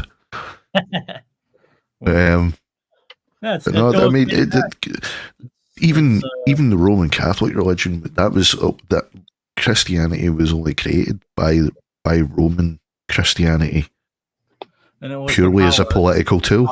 Yes. It was a political tool. It was a way of getting everybody to get involved in the whole Roman fucking empire. Just have them all one religion, and then we're one people under Rome. It's basically, it doesn't work like that. Oh, it does. They proved that. And then Henry VIII went the empire fell. Empire fell. Sadly, the side effect lasted longer, though. Yes, so it's always like that. And so, like, it inverts everything. So, like, in Christianity, a goat is a representation of the devil, when really a goat has always just been a representation for Odin or Thor or whatever, and it's Yep. just a cool little trinket that you have during Christmas. It's a nice thing, actually. Very There's true, nothing wrong Block. about it. Yeah, It's still very good. true. All that, Scott, goes back to the anti-pagan. Yes. Yep. The whole pagan religion, the whole pagan and Slavic pagan, you know, I mean, Poland obviously was originally would have been Slavic and around that area, wouldn't it? Yeah. You know why paganism is such a big problem for organised religion? Yeah, because they can't control it. Everyone was different. Every pagan religion was different. Yeah. Still had this pretty much at the fundamental basis. It was still pretty much the same thing, but they all had their own ways of, you know, following their religions. It wasn't the same thing for everybody. Nope. Like But Christianity, it was it's just all one built thing. on life. So every single one of those, even the Indian or Native American, even that was still the same. They still looked up that the sun's important. Yep. We should count that as an important element to life. So, you know, and you know, the ironic thing is if someone were to, I would say, convert or whatever, or just adopt a pagan point of view and become a scientist, there would be nothing in his quote unquote religion that would clash with the scientific method. Mm-hmm. So you see all these scientists now who say, I'm a Christian, you know, and, well, how can you say, I just have to believe? You don't have to believe anything. Science would just be better understanding your world. And if someone were a pagan, they would just go, okay, cool. Now I understand my surroundings better and how things work. There's nothing clashing. So you could still believe in the power of the sun, because without that shit, we're all dead. Absolutely. And then go, this is an amazing thing. You know, how does this thing work? Why does it work? What do we do here? But it's all through the traditions. They used to say it was heretic to believe, if you were a Christian, they used to say it was heretic to believe in life elsewhere outside of Earth. Now even Christianity is saying, oh no, you can still believe in life elsewhere. If God created life here, then he's, you know, who's to say he's limited to just here? So the story changes. But Gee whiz. The story changes. Yep. Tell me another one, G-Man. Tell me another one. You know, it's everything. So like the last European religion, I believe, to be forcefully converted, mind you, from paganism to Christianity, I believe was Latvia. And that's what was called the Eastern European Crusades, that a lot of converted Englishmen fought in. So it was not because it was the superior, quote unquote, belief. It was the original power struggle. So like here in Kiev, you know, it's like you didn't convert to Christianity because you had a change of heart. You converted in Christianity to compete with the Europeans and to have trade and to, you know. Yeah, because that's what I was going to say. Because the Crusades, obviously, it was the Templars that were involved in that heavily as well. And the Templars were the first bankers, so they were the first people. They were the first people to invest in other countries and trade. You know, establishing trade routes. You know, they weren't. It wasn't just religion. It was religious. There were religious people that decided they wanted to be businessmen as well. You know, so Black made a really good point about being sinners from birth. Even as a teenager, this didn't make any sense to me. I'm actually confirmed in a Lutheran church, so as it happens a lot where I'm from. But I never get a straight answer. Like, oh, why am I evil? Why? What's this original sin thing? Oh, it's because, you know, your parents procreated to have you and you're born with original sin. And I'm like, that is the dumbest fucking thing I've ever heard. and yet we're told go forth and multiply. Absolutely. No, that's just what you keep getting told, mate. What it actually means. No, but it says in the same fucking book, go forth and multiply. Yeah. But, make your mind up. In the conversely, in the pagan point of view, having a child is an absolute miracle of life. Should be celebrated. Yep.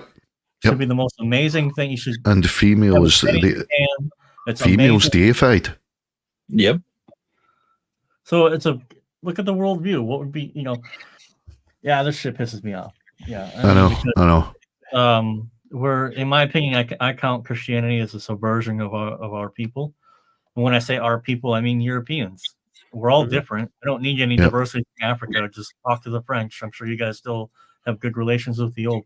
It's like you guys are never going to war for fucking years because you're all the same, right? No, it's like Europe is probably one of the most diverse countries in the world in terms of hair color, eye color, heights, body styles, food, cultures. I mean, that's isn't that the definition of diversity? Or did I? Oh, I'm sorry. It means no white people. Excuse me. My bad. Yeah, you want to be the right kind of diversity. So this shit pisses me off because it's has a negative effect, I think, on young people. You know, because they grow up with a poor point of view of themselves. This is why one of the main reasons that I do have a problem with organised religion is because I believe that if you want to be religious, that's up to you, but it should be your choice. It shouldn't be forced on you. It shouldn't be born and automatically be. It should be something you find for yourself. Do it for your own personal reasons. Correct. Yeah.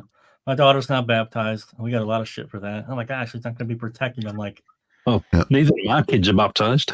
Well, I mean, my grandparents on my mum's side, my nana and papa, they were both kind of religious. My papa was a Mason, and my nana, grandmother, she was Order of the Eastern Star, but they didn't raise their kids to be religious. They wanted them, to find it for themselves, find their own way, and that's the way that I was raised as well. Yeah. Me and my sister. It's just, if you want to do that, that's up to you. Or you want to go to Sunday school, right? On you go. Good on you. Or you don't enjoy it anymore. That's fair enough. Wasn't pushed into it though. Just free to find it for ourselves if we wanted to. Well, I mean, listen, in Europe, we have this little period of time called the Dark Ages, and you can directly correlate that to the power of the church. Now, we also have this period of time in Europe called like the referendum and the Renaissance age, where we rediscovered ourselves, aka all the stuff in pagan times started to be rediscovered. Yep. It's very simple. And then like there are just absolutely sick traditions. Like the circumcision. Can't do it to girls because that's body mutilation. But let's strap down a young boy to a board physically and just chop him up. No biggie. And if anyone has the heart, they should go on YouTube right now and watch a video of that being done. And if you feel nothing after watching that video, it's horrendous. You are fucking. It is horrendous. It looks like the shape of a cross, ironically, and they're leather strapped in like this, leather strapped in, and fucking hell. Yeah, I can't even really talk about this because it starts to awaken some primal things. It's The scream. It's not so much the imagery; it's the scream that I'll never really. I can imagine. And then I couldn't imagine. I don't think it's something I'm gonna be looking up. I've watched it. I've seen it. It's dark. Yeah, I can imagine. Well, as it turns out, this is not actually a strictly Christian thing, because I only learned this as an adult learning about this. They don't do that really at all in Europe. It's an American thing, and actually, it's a Jewish tradition. So, like, that's a fucked up tradition, And it was even worse back in the day, because if I understand that, I think it's called Mitzvah by pay or something like this. It used to be even worse. Like the rabbi would cut the foreskin off, and then I don't even know if I should say this, but he would. Okay, fine. He would cut the foreskin off and then put it in his mouth to remove the blood. There, I'm going to say it like that. So So it was worse when it was originally done. But yeah, no, man. No way, That's just man. disgusting. Mitsitsa by pay is what it's called. Mitsitsa by pay. You know, you can look it up. Don't trust me. Be careful. You can, you know, Yeah, Right. it's No, I think I'll just leave that one. but I mean, it's like that shit's nasty. That's inhumane. A child, you know, like Oh, absolutely. It's a inhumane. violation.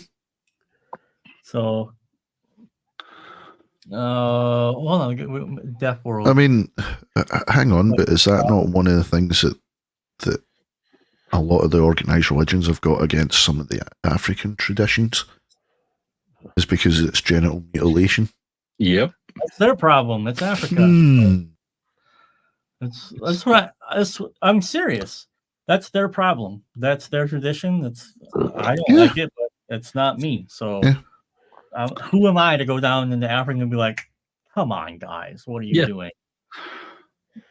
No, absolutely not. Just like I wouldn't go to England and be like, "That's not food." I mean, I just the older I get, the more I just get fucked. I know. You in particular, you especially. Yeah, it is full because I sent you that picture a few weeks ago when you were like, "That's fucking awesome." When I sent you that toad in the hole. Oh, that looks great. Joey, how you doing, buddy? Are you well? How's it going, Dad? My friend, question doctrines of Christianity unorthodox when it comes to our faith. So questioning a lot of American Christians teach. This is what I'm talking about. Why are there 700 denominations of Christianity? You have the book. Just follow I know. Why is there Lutheranism? Why is there Roman Catholicism? Why is there Universalism? Whatever the fuck that is. I mean, you got the book, right? Well, it's even more interesting. If you read Bibles from 100 years ago, they've essentially changed the meanings to the current ones because they changed the words, they changed the meanings, and they changed the interpretation, which means it's bullshit. Yep. Well, we can't change the meaning of the sun. That motherfucker does a thing, and without that thing, we're not here. So you can't. That's it, Lisa. That's it. That's what it's all about. Sunday school once got kicked out, fell asleep. Turns out it's sleep apnea. Yeah, I mean, you didn't miss much. No. Levian Satanism, which is just narcissism in a religion. Buddhism, which is the Buddhism I struggle with because it's so passive. European paganism. So it's like see what G was talking about here. Almost like he's trying to find a meaning in an external mechanism so he can identify with something. That's actually part of our genetics and the way that we've grown as a people. Yeah, we're programmed to fit in with a certain tribe. But it makes sense, and it still does, honestly. It's a survival instinct. Correct, It's an ingrained survival instinct. That's just kind of evolved into something else. It's particularly prevalent. Well, it's particularly prevalent in our people as Northern Europeans because of the climate. If we didn't work together to harvest, we weren't making it through winter. Yep. You know, so like, but also you were fucked up really bad if you didn't, if you were a weirdo, if they threw you in the bog, you know, like they got rid of you because you weren't, because it's a little bit different now with technology. You can put stuff in the washing machine, things like this. But, life was hard in a different way back then. So everyone had to do their thing. Yep. And if you weren't doing your thing, get the fuck out. So it's ostracism. And being ostracized was death back then. Now, being canceled is that version of ostracism. Yep. And the severity of cancelization can lead up to where you cannot make money because your banks are removed, your PayPal's shut down. So that is the extreme ostracism that exists. That is probably similar to what may have been, in the ancestral times, in smaller groups of people where, fuck off, buddy, here's an axe and good luck. So, I mean, it's a survival mechanism that, in my opinion, has been beat out of us to make us subservient. Absolutely. Because why else? There's an interesting science experiment that happened in Soviet times, actually, by a fur trader. This guy was growing foxes to, basically harvest the fur and the meat and stuff. And he accidentally figured out that you can breed for docility by finding the most tame foxes, and then they breed. The ones who are actually foxes and are not trusting of humans and who are aggressive do not breed. So in like 5 years, he literally created a new lapdog, and they changed the foxes completely, changed how their ears were, changed the colors of their fur, changed how they reacted to humans, and also they would call to their names, so they became very subservient. Well, he actually reversed it. So what he started doing is he just found the foxes that still showed a little bit of fuck you in them, bred those, and pretty much in 3 years had done full circle. So what it means is that Darwinism is wrong, because Darwinism is like this linear progression of quote unquote survival of the fittest. Yeah, constant mutation, so you'll never get back to the original. So, which turns out not true. And actually now in the biological sphere, people are starting to seriously question Darwin because they're just doing math. Now they're like, well, how many generations would have done? It doesn't matter. But I mean, the point is like the Englishmen of old, I mean, are sitting right in front of me. It's just, what's the trigger going to be, right? It's like the right now we're expressing the subservient gene. So maybe there might be a point when the people who express subservient genes, aka soy boy liberals, fags, people but when you think about this, right? Who's having kids? It's not woke leftists that have kids anymore, is it? Nope. So it's fucking retarded. These people who want to try and control the world, they can't, because it's just basic dynamics. Sure, for 50 years, I can make sure all the hard, tough, and sturdy guys get ostracized, and just these nice, soft boys are gonna have kids and blah blah blah. Well, it circles around. It circles around. You can't, unless you literally decimate like what's happening now. You can't vape. Oh, your posters reporting on Facebook, we're gonna come visit you. That's the level of control that you need to have. Because who's having kids besides the 8? Besides the Muslim woman in London who just had their 9th kid, besides those people, in England, it's not the liberals that are having kids. So just by nature of demographics, it always swings back. You can't change it. So it's a really interesting discussion. It's obviously verboten, as they would say in modern politics and stuff.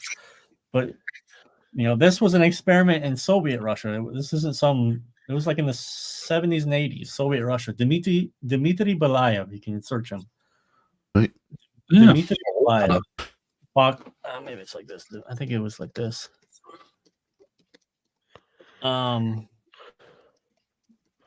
Yeah, it's on YouTube. You can go check it out. It's interesting. It's super fucking interesting. The issue is when you talk about these things, everyone just assumes, oh, you must be anti something. I'm like, I'm just discussing something with you. Yeah.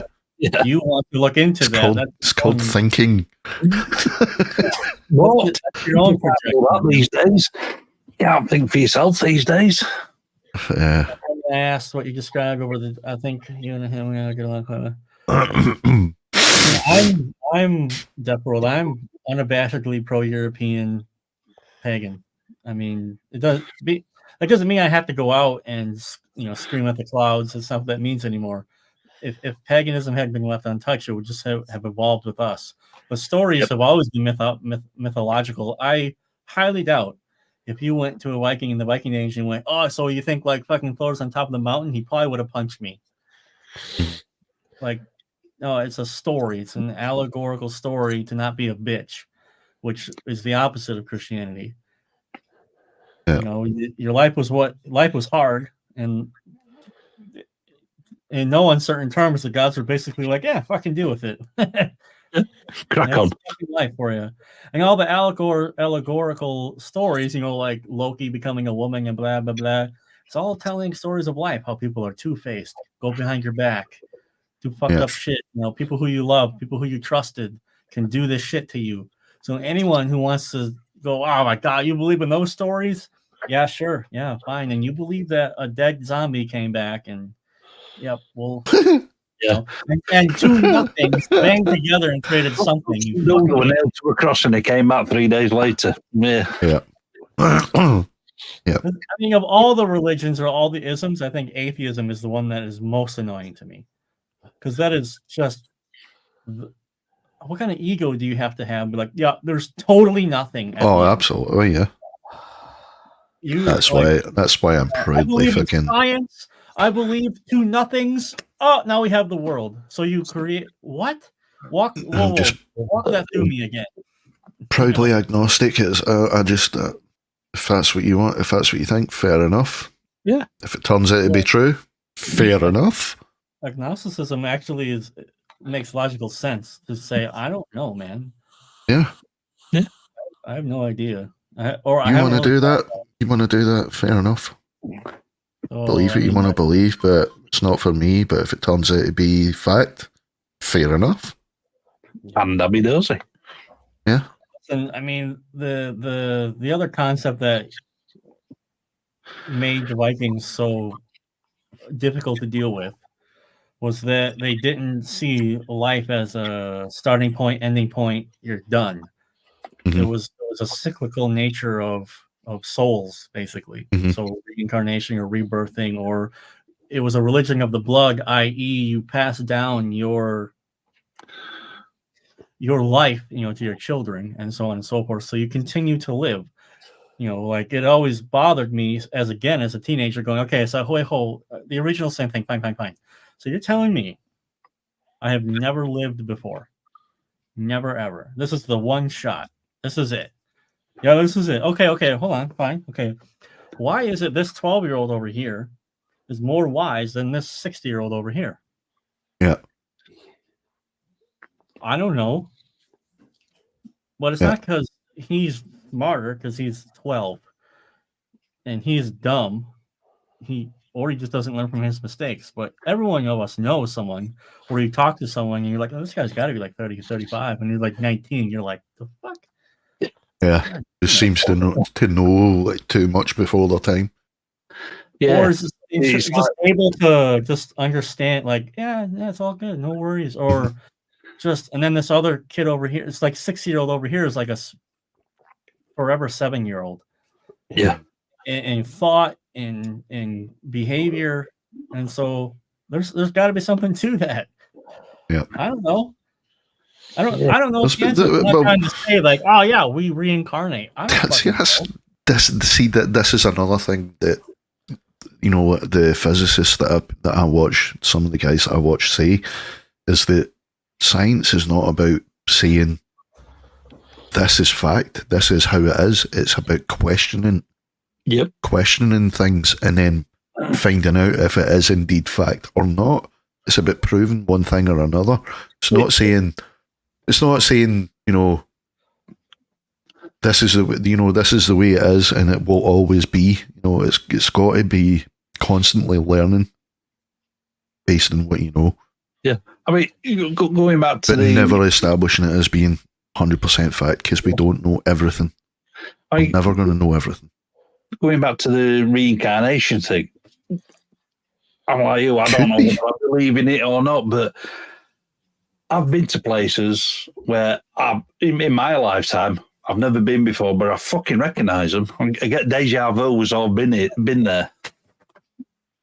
There's been some really weird cases. There was a boy in Clydebank, where I'm from, that made the news because he knew too much for his age. He knew too much. He was talking about a town. He could describe the scenery. He knew where certain houses were. He knew the colour of the house, the decoration. Knew there was a gate that looked a certain way and it squeaked a certain way. He knew the people that used to live there and he could name them. And then they went and checked all these records, and it turned out this is before internet. Yeah. And they went and checked the records, and sure enough, sure as shit, there was indeed these people living in this town back when he said that he was alive, supposedly before he was the boy that he is now. Mhm. You know, he said that he was this guy that used to live in this house and somewhere up in north of Scotland. They took the boy there. And it actually shows him going in the gate, and the gate squeaks a certain way. And you can see the boy's eyes totally light up, and he's like, you can see him looking about like he knows where he is. Yeah. You know, and you're like, there's got to be something to that. There's got to be something to that. You know, like some sort of race memory at least. That's, You know, we are. This is the as funny as George Carlin can be sometimes. As they get older, he is a completely fucking soy boy liberal. I mean, he was funny in his delivery and what he was saying, and some of his speaks were true. You know, but he would harp on about race being a genetic accident. And like, if that were true, then every time my wife gets pregnant, I'm just rolling the dice. What do I get this time? Do I get an Asian? Do I get an African? Do I get a mixed race? No, it's going to be a combination of me and her every single fucking time. So it's not an accident. The accident was to whom you're birthed, to what circumstance you're going to be birthed into. So not culture per se, but maybe your financial situation. Like some kids are really lucky with the parents that they have because they have good, solid parents that stay together. They don't fucking beat each other up. They take care of their money, and they grow up in this nice, stable household. Well, that's not a surefire indication that they're going to be successful, as that turns out. It helps, but also there's plenty of kids who grow up in terrible fucking situations that somehow become more successful. Mm-hmm. They become hardened faster, and life wasn't so easy. And that the point about the reincarnation thing, which is why the Vikings were so feared, is because they weren't afraid to die. No, because they knew they were going somewhere else. It's just part of what I'll be back. What's the biggie? Let's go. Yeah, You know, I'll just go to this realm. I'm on to the next realm. That's it. So, and whereas the Christians are like, Jesus fucking Christ, I hope I make it through this. Oh my God, I want to fucking, I don't want to die. Yeah. You know, so like it expresses the weakness on a grandiose scale. It expresses the weakness out of, because we're fearful of something. Like, I don't say that I'm not afraid to die. I would just prefer to die in a non-horrible way. See, what you're saying though, Lisa, is I don't think it'll ever be proven reincarnation necessarily, because I don't think it's what a lot of people think it is. I think, to me, I'm more leaning the scientific and spiritual side, and I think it's more genetic memory than anything else. Possibly, which flies in the face again in liberal woke politics, because that means that means then a culture is born out of a race. So you have to have the race first, and then the culture comes. You can't just plant somebody in and make them adapt to the culture. It doesn't work. Nah. So again, I'm not trying to prove reincarnation. That's not really. No, I don't. That's what I'm saying. Though I don't. That's just my belief. I don't think it's what people think it is. But like the soul comes back in a different body necessarily. I think it's just there's a genetic memory that's just passed down through lines, family lines. Cool. I mean, that's it's almost kind of like how wisdom and knowledge could come down. It might end up that all that stuff that they think is junk DNA, that might be where all this shit's stored. Right. Well, like the deja vu stuff, it used to freak me out. Now I consider deja vu to be I'm doing the thing I'm supposed to be doing. Because apparently I've already done this. So Yeah. I'm on the path. I don't know. I have had vivid dreams. I've done A, B, C in my dream. I have done it. Yeah. And somewhere down the line, I'm doing A, which leads to B, which leads to C. And I'm just like, I literally dreamt this. Yep. I've literally done this before. You know, I was But I doing something, mean, you know, like usually it's always centered around opportunities. Should I or should I not do something? And your gut feeling is a real thing. I've Yep. been oh yeah, presented yeah. opportunities, and I'm kind of like, man, the money's really good, but yeah, this is not really. There's something about this that's not. But again, could that just be genetics, survival instinct? You know, just evolved to a different level again. You know, is it? Might not necessarily be a spiritual thing. You know, some paranormal. No, that old soul is just me creeping up on you every day. It's a good thing. Oh, did I miss something? What's sufferable bunking? Yeah. I mean, you got like douchebags, like amazing atheists who think they're smart. But again, being agnostic, that's something that I would love to actually be true, though, Lisa, is that kind of reincarnation. The thought of actually coming back in a different body, in a different time. That's something, you know, that you're conscious. I'd love it to be true that you can be conscious of that. You know, that you were here before. Mm. But again, is it ever going to be proven? If I were to like put the gas pedal on this, what makes more sense? In a real, if I could make a realistic proposition, what makes more sense? I'm here once and then I go to heaven forever, or there's layers. There's layers to this, you know. I have no idea, but I mean, like nobody knows. Knows. However, if you look at the shit that's coming out in some news lately about, and again, put your tinfoil hats on, folks. Yeah, I'm going Fox Mulder again.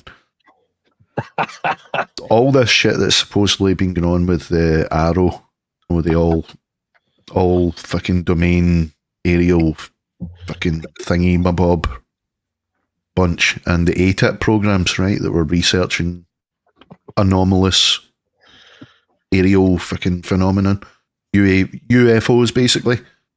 Yeah, they're now saying that all of it ties into some sort of consciousness element. You know, there's an element of consciousness involved in the propulsion. You know, like you think about going somewhere and like that's where the fucking thing takes you. You know, there's an element of conscious drive to it. So these beings have to have some sort of fundamental knowledge of the consciousness and what it actually is. Yeah. I mean, it makes to make the tinfoil hat even thicker. It makes sense because you can do that to yourself right now. You can close your eyes and picture yourself somewhere. Yep.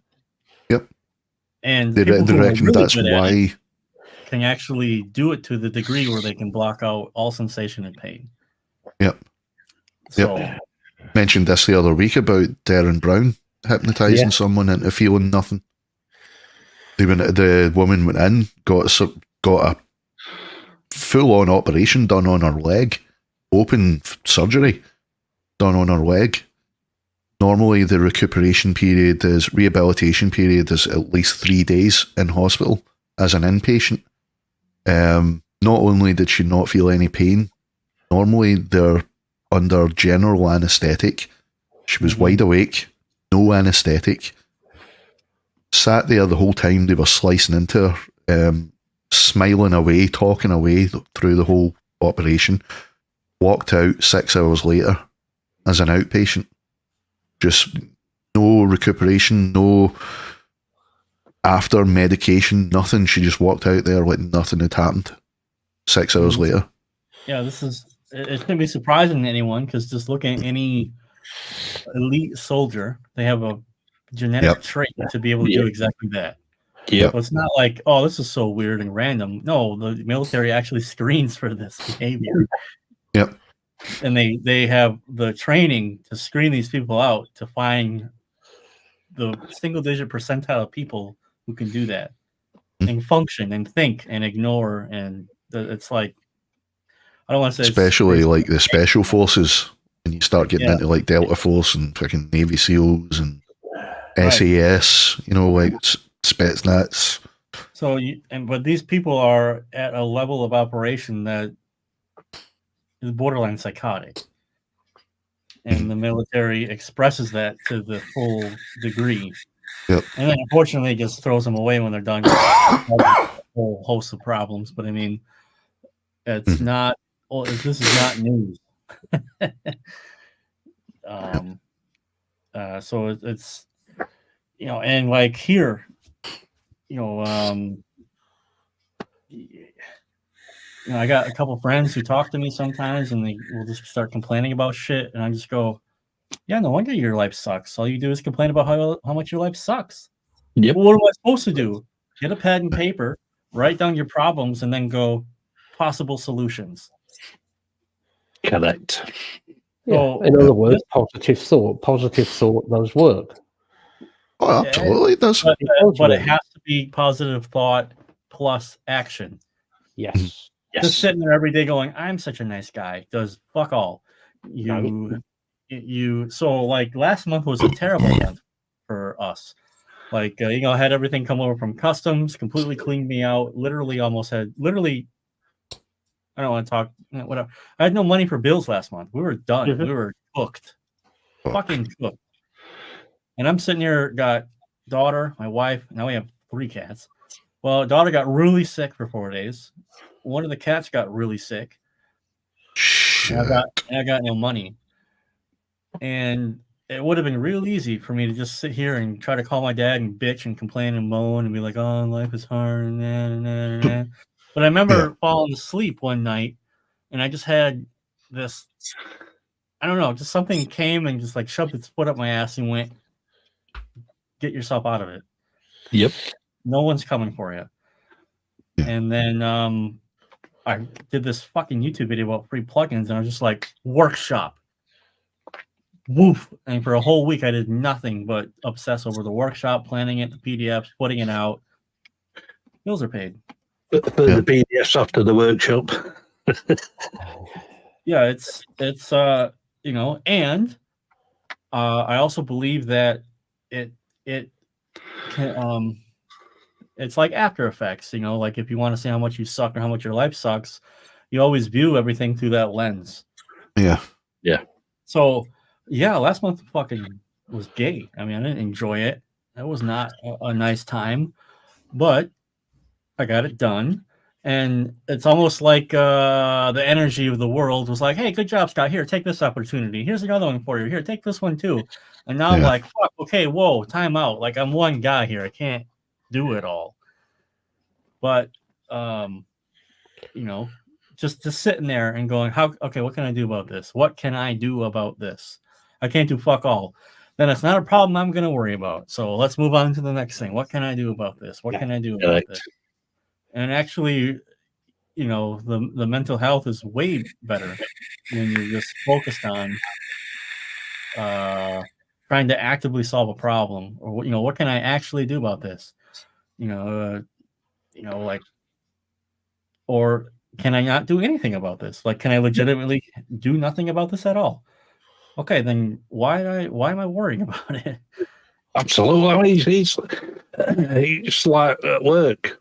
People ask me things. Well, what's happening with XYZ? I don't fucking know. I'm only the same level as what you are. Go and ask that fucking dude over there. He's a fucking manager. Right.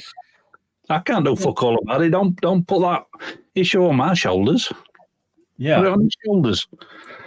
So I think it's a uniquely male thing. I don't want to fucking piss anybody off here, but the thing that I've noticed getting older is I always feel better when I'm taking some sort of action to resolve a problem.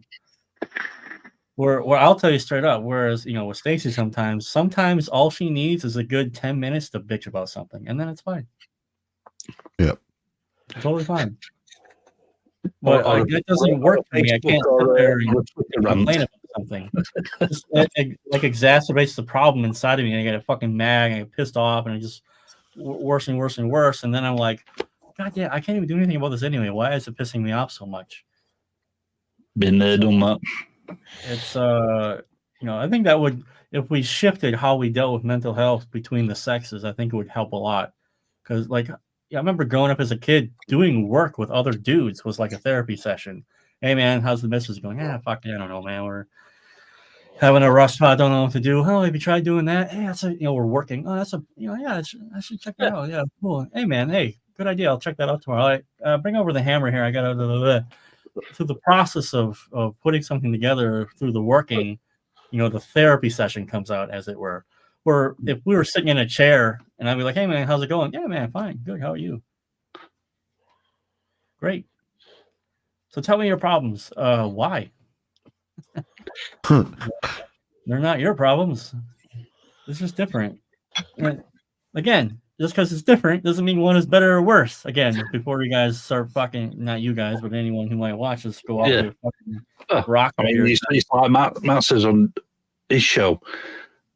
Everybody's got problems. They're just different problems. No mental health issue is any easier or any worse than any other. Doesn't matter to what level you're mental or not. Sorry, I wasn't laughing at what you said. I was just laughing at what your wife said. Lee just slapped someone in the face. Yeah. That is also true. There's definitely a few candidates for that fucking high five wheelchair. There might be a couple at Expo next weekend. Yeah. Sorry, I'm sorry. You've done it now. Yeah. Actually, you're going to get a message in a fucking 20-minute fucking rant. Yeah, and then 6 weeks I'll get the poo box. God damn it. Yep. With the classic English politeness, please take this poo box and the accompanied lighter fluid and match and light this on your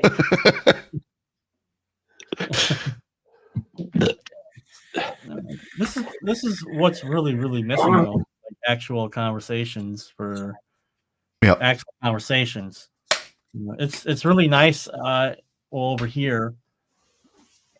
Well, yeah, over here, you can have two people that violently disagree on something, and it could be like raised voices and everything. But generally, at the culmination of that discussion, it's usually like, all right, you want to get a beer? Yeah, let's get a beer. That's Matt will tell you that's what it's like here. Yep. Yeah. In Northern Ireland. The people in Northern Ireland are very much like that. Oh yeah, you can have a proper blazing row with somebody. Yeah, but at the same time, you just say, you know what? Is it really worth it? At the end of the day, nah, fuck it. Let's just go have a drink. Fucking. And in the States, though, it's fucking, oh, you don't believe exactly what I believe to the extreme level that I do? Well, fuck you, buddy. Now you're my enemy. Yep. And that's what it's getting like in fucking London. Well, look around and see why. I mean, because that particular culture that is taking over London does not operate that way. Yep. Very simple when you have eyes and you're willing to look at reality. Yep. Saying about London, has anybody seen the video for the sword incident? Yes. Have you seen the police where the policemen are pushing each other? It's like, no, you get him. No, you get him. No, you get. It's like carry on policeman. No, I never saw that. But you sure that wasn't a live action Monty Python skit? It sounds like it. But rather than the copper just going in there, wading in, cracking the bloke in the jaw, lower laying, like they're supposed to be paid for. Oh well, no! I mean, I would hate to be a police officer right now at all.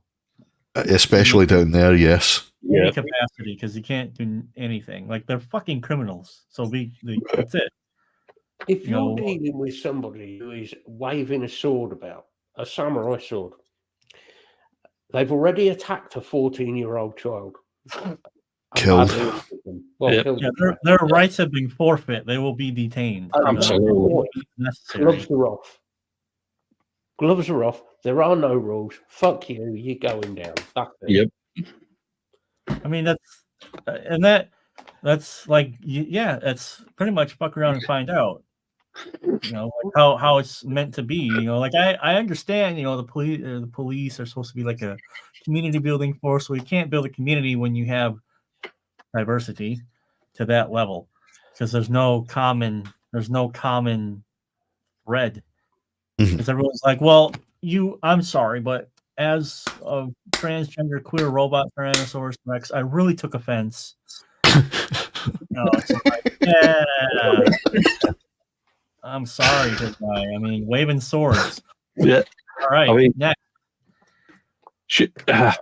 they should have got the armed unit out.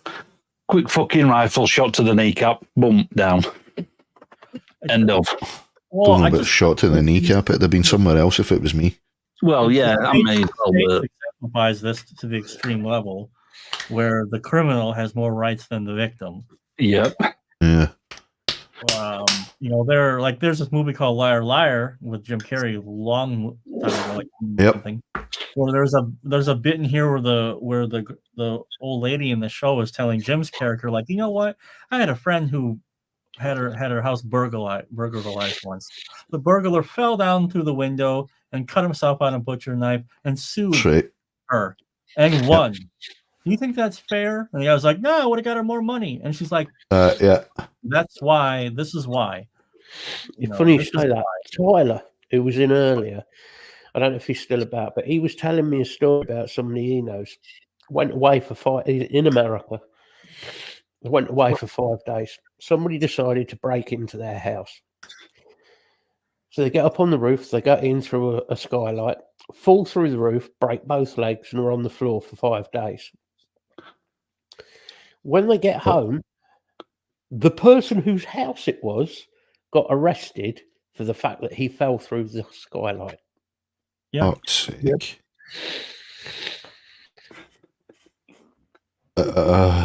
Yeah. Something wrong there. Oh, it's just I don't know. I don't know. It's you know, especially after I had my daughter, like there were some key changes in me, like on a primordial level. Oh yeah. There are gonna be some things that I hope never happen, that I'll never have to deal with. That if I had to solve that problem, I would solve that problem and I would fall asleep like a baby. Guilty as charged. Wouldn't even blink. Not even my daughter. Both my kids when they were younger. If anything would have happened to them in that sort of way, I would have done fucking time. Mm-hmm. Which is a problem, right? On one hand, you can go, come on, Scott, there's law and order here. He needs to be punished. But then you realize, okay, I agree with that if the punishment fit the crime, which it rarely does. Yep. Or even if you get fucking prosecuted at all. Yeah. So, I mean, I had, you know, there was a close relative of mine who was like super against the death penalty. You can't kill people. It's wrong. This motherfucker killed 9 people. What? What? Fucking kill him. I don't want to pay taxes to keep him alive. Yeah, what use are they to society? Well, Scott, he maybe he was wrongly convicted, and you don't know he deserves a retrial. No. No, but the corruption and justice has always been. It's just a matter of money, and there are plenty of people who've been hanged who didn't do the thing. Yeah. It's like this dude clearly did it. There's surveillance camera footage of him doing the thing. He's forfeited his right to live in a normal society. Explain to me again, I'm hazy on this part, why I have to pay $40,000 of taxes so he can eat every day. I'm confuzzled here. Yep. At least put him to work. Free labor. Pay him 10 cents a day to clean the roads.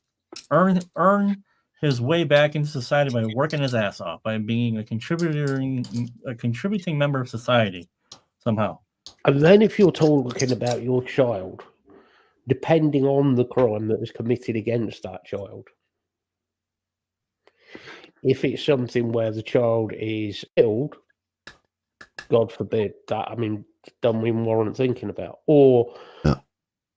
a case of abuse against a child. That's going to live with them forever. Yep. Okay. You fuck that child up forever. That's it. It never goes. And there's a lot of, I'm talking from experience from my past. It doesn't fucking go. It's always No, there. it You can deal with it, but it won't ever leave you. So does that person deserve to live? I know my views on it. Well, I'd quite happily kill somebody for that. It's simple. Just that toxic masculinity. Yeah, I'm sorry. Toxic masculinity created everything you love in this world, for the most part. I mean, yeah, it's not always right.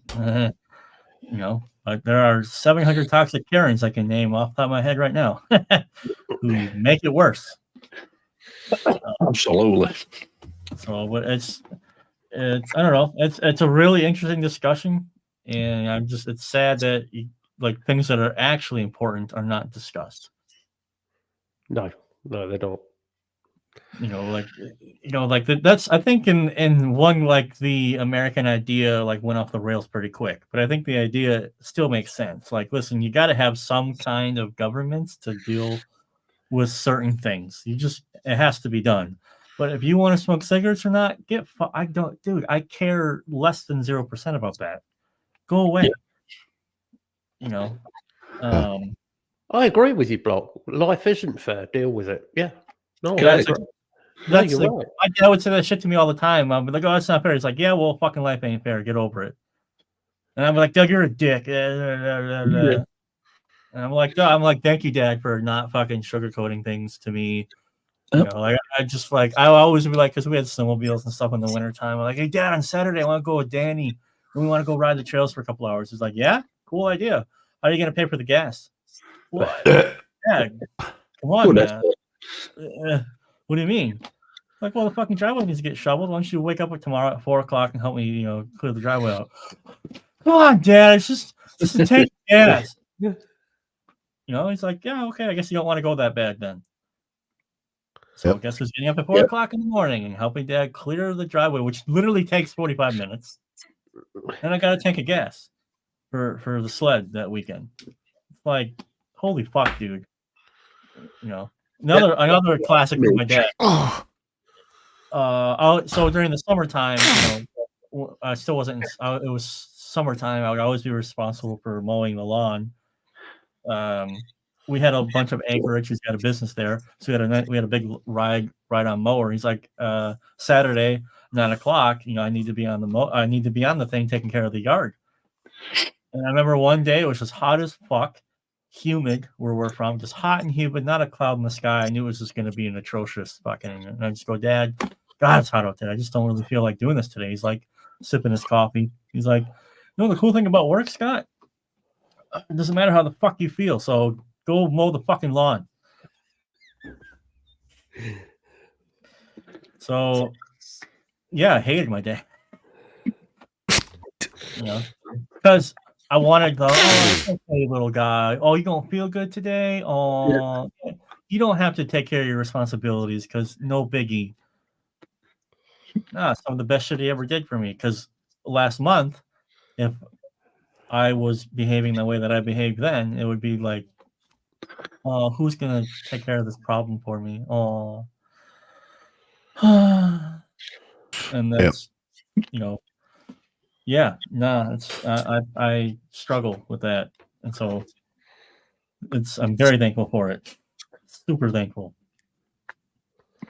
And, I'll definitely do the same, even with my daughter, which, anytime she wants something, I usually preface it with a question of, did you put your clothes away? She's big enough to do stuff.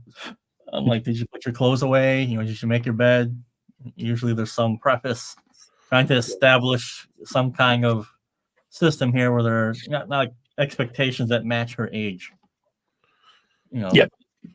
And it really shows, because I'll take the garbage out. And about 70% of the time, she'll want to help me take the garbage out. And I'm like, oh, that's very nice of you. That's cool. Here, you can grab this. We'll take the garbage out. So because she sees herself as part of the family, not like, oh, I just get pampered and get whatever I want whenever I want it. And that's the problem with a lot of this fucking generation. They've been pampered. I'm entitled. You're entitled to fuck all. Yeah. Lee, it's worse than that. It's almost like you can't even blame them, because I'm technically millennial, even though I'm born in '85.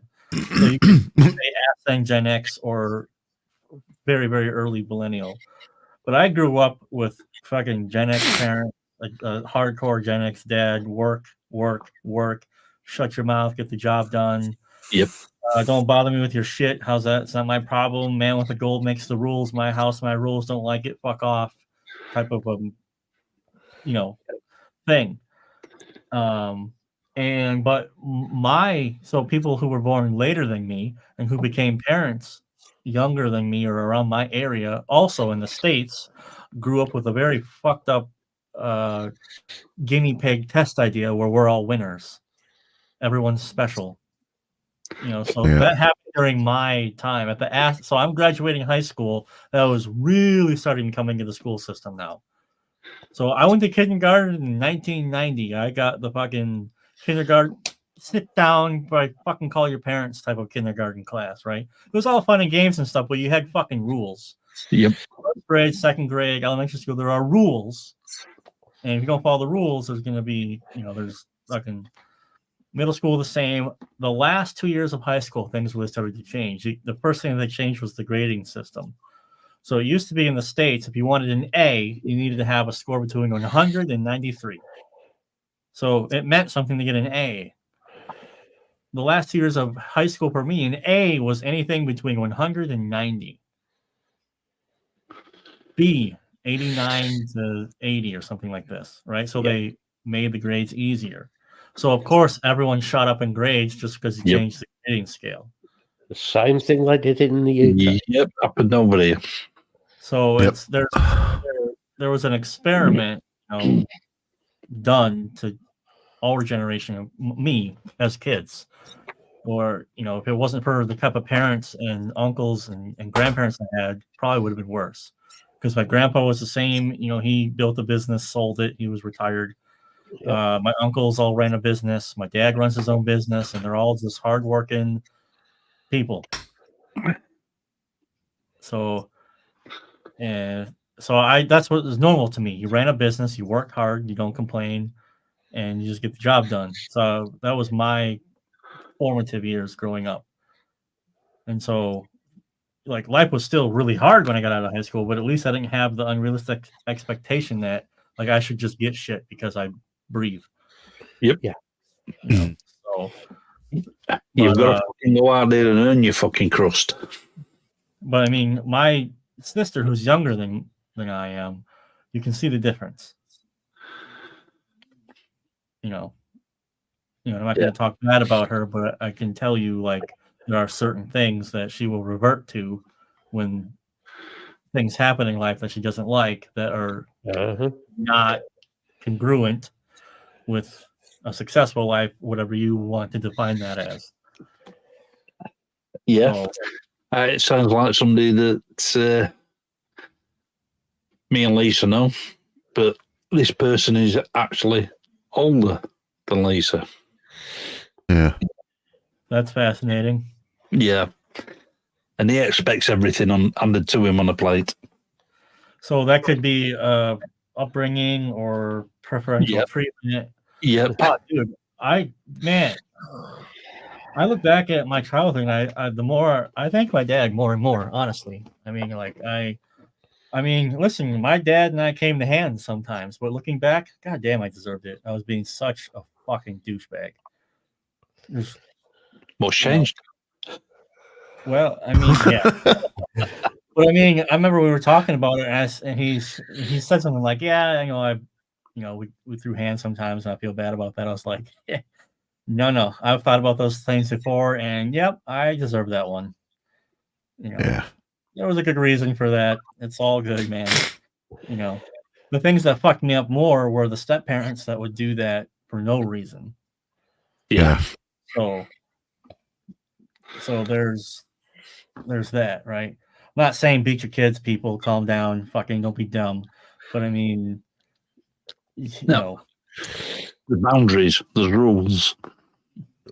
right. Well, I would prefer to always be able to speak to my daughter, and I think this will probably be the case because she's she's a girl, and it's never going to be a fair. It's not going to be a 1-to-1. She's not going to be 16 and be able to take me. You know, should I have a son who grows up to be a foot taller than me when he's 16, and I'm trying to tell him what to do? We should have established the rules of respect way before that. Yeah. Oh, Because you know, I'm 40. You know, any other kid I have after 40, I'm going to be 60 years old, and that dude's 20. He's going to be able to fucking roll me over. I mean, let's be real. Yeah. So there should be a level of respect. You know, if he's 16 and I'm going to ask you not to do that. You know. But I mean, I don't know, dude. Maybe he'll be the wild kid. You know, be like, fuck you, fuck your mom, and leave. Which fine, see ya. yeah, exactly, DW. You can disagree, have different personalities, Yeah. but you can still respect and love each other. Yeah. Well, it's fascinating to see my daughter because, you know, she's going to be, her birthday's actually on Friday. She's going to be 5. And you can't, that age of being to fool them, you know, like, you know, it's just, you know, it's kind of like this sometimes. That's gone. I'll say, she'll be like, yeah, but Dad, this happened, and then this happened, then we did this. And I'll be like, good one. Yes, good call. So I guess I have to explain this one to you. Okay. You know, like, they're fucking smart, dude. They're not retarded. They're not retarded. They're smart. They're just inexperienced and ignorant about life. That's it. But they can still see the same shit that anybody else does. They can go, why? Yeah. Or it's really fucking funny as she gets older because we can see how much of my behavior is in her genetically, how much of my mom's behavior is in her genetically, and both myself and her mom are just very stubborn people personality wise. It really helps me in my profession, like with mixing and not wanting to quit. And it helps her at being really good at what she does, making sure everything else is on fucking lock in the house. So I don't have to worry about it. But then you have this little one here. I don't want to go to bed. I don't want to. Is this sounding familiar, Matt? No. And you can't yell at them. You can't force them to go to bed. You literally, we just have to convince her every night. Like, it's late, man, and you're tired. Like, you're gonna feel bad tomorrow if you don't go to bed now. Yeah. Okay. Yep.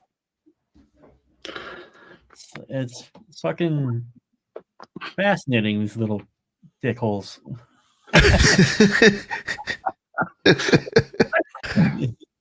Yeah, man. It's good stuff though. Entitlement. Me and him disagree on things. Well, I mean, that's normal, dude. Like, your dad is not you, and you are not your dad. And, like, my dad told me when I was born, like, his dream was that. So my dad was 27 when I was born, so he wanted to open up his own auto body shop and blah blah, which he did actually. And then his dream was that, you know, it was going to be a family business. I'd go into the trade and I would do that. Turns out I couldn't care less about cars. I don't give two rats assholes about what engine, car. I can't even look outside and tell you what make of car just drove by. I don't know because I don't care. I don't care at all. It couldn't be further from my mind. And what my dad had hoped for so much when I was born was that we were going to go into the trade together and build a car, work on it, do this thing. And it turns out I'm like, all right, fuck that shit, right? So, I don't know if that hurt him or whatever, but I mean, or disappointing. I don't know, but it's with my daughter, I just don't have any of those expectations really. You know, just whatever she decides to do, I hope she becomes an expert in it and is awesome at it. Yep. That's about it. So it's interesting how they grow up. Yeah. Oh yeah. Yeah. I mean, me and my dad, he basically wanted me to do better than what he did. He was basically, he started when I was younger, he was a mechanic, and then he was an electrical engineer.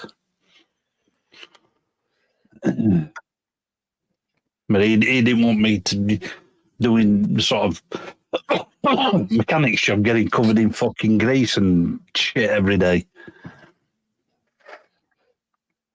That's What's a hard wrong job, with man. being a mechanic? It is. Yeah. Well, my dad, as it turns out, actually, I think he's happy about it because we've talked about it. Because the landscape of being an auto body guy or a mechanic in 2024, it is not what it used to be in the 70s when he started. Nope. In the 70s, it was actually, I'll use this word.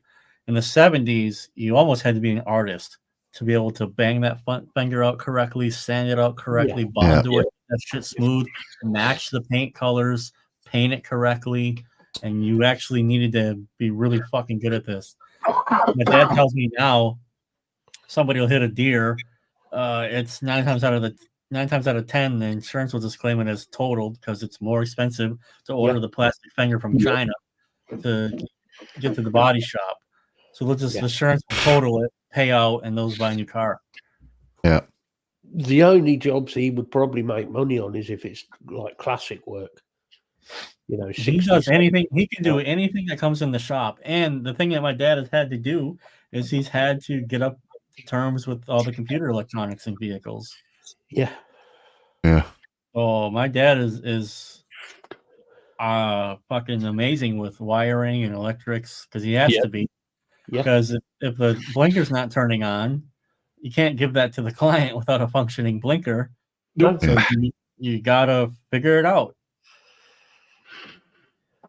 And he says it's horrendous because right now all these I'll call them all these providers. So you have like GM and all the different car manufacturers. Everyone's got their own proprietary computer brain for their vehicle. And to get the codes, you had to decipher the codes, which means you pay a monthly subscription for every fucking car brand. So you can take this module and put this cable in it, and this module will spit out what the codes mean on the computer. Yep. So you actually can't fix the vehicle without the subscription. So that's why if you take your car to the shop, like a licensed dealer, they're going to charge you out the ass because they got to pay for the subscription. And then you're paying for time, and then the shop gets its cut and blah, blah, blah. Yeah. Yep. Technical, I wanted to study either philosophy or history. Of course, my mom, Uncle Luke came out that I'd be much better off doing higher technical.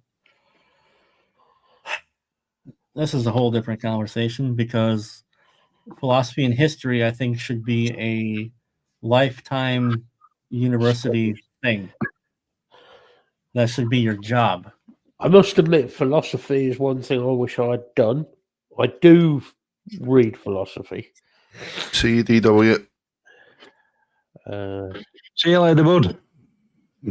Because philosophy is a really cool discipline that could be applied to modern times where you're learning thought processes. Education.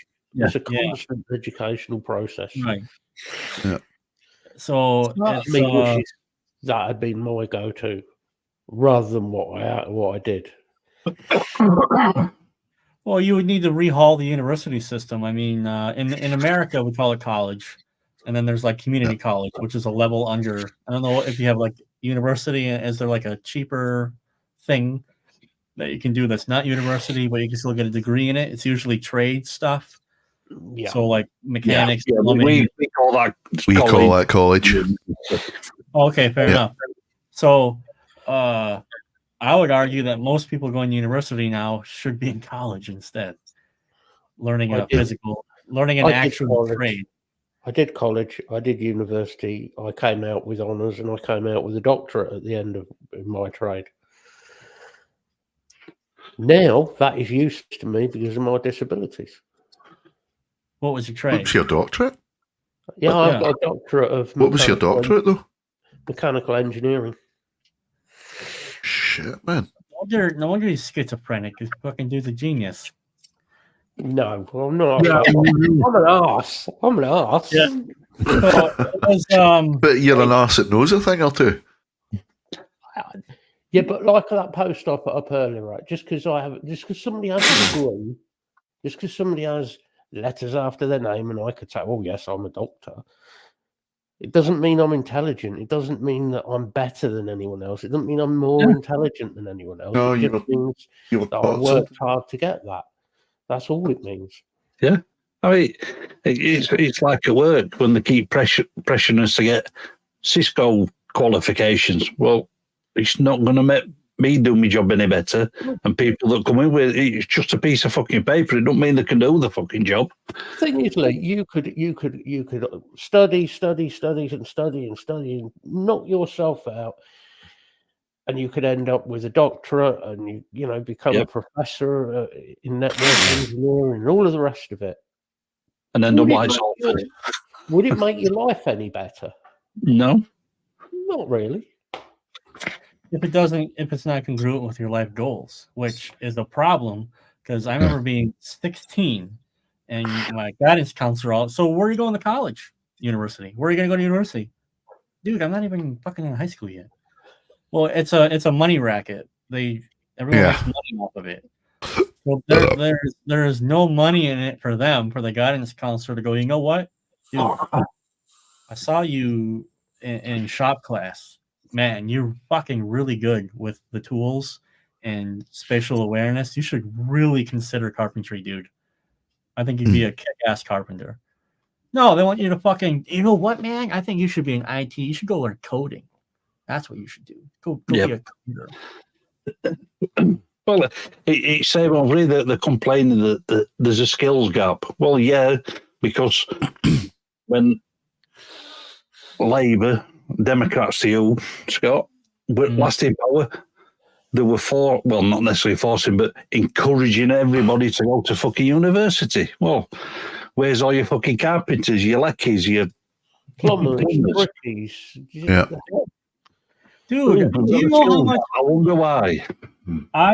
this is not a lie. So I called my dad. This is before I left Poland yet, and I was like, Dad, I mean, like, I don't know if it's gonna work out. I mean, he's like, well, are you gonna come back to the States? I said, man, if I really have to, but then I need to find work. And my dad just went, oh my god, every fucking power line company, construction company, they're looking for line people yesterday. You will have a job tomorrow if you because there's nobody that wants to do trade work. Nobody. They are. He's like, dude, they're the incentives. These people, it's like the military. They are giving you bonuses to fucking to join, to sign up. They can't find fucking nobody to do the work. Look at the Fuck's UK sake. military at the minute. Oh, fuck's sake, yeah, that's in a fucking state. Do you know how many military serving members we have left in service at the minute? 58,000. I was going to say it's It's not not enough. that much. Right? Because nobody wants to join because it's all down to this, they might be offended. Attitude again. It comes back to that.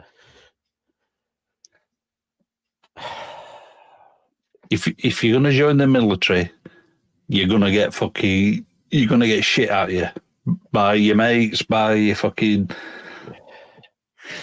sergeant officer, warrant officers. They're gonna give you shit.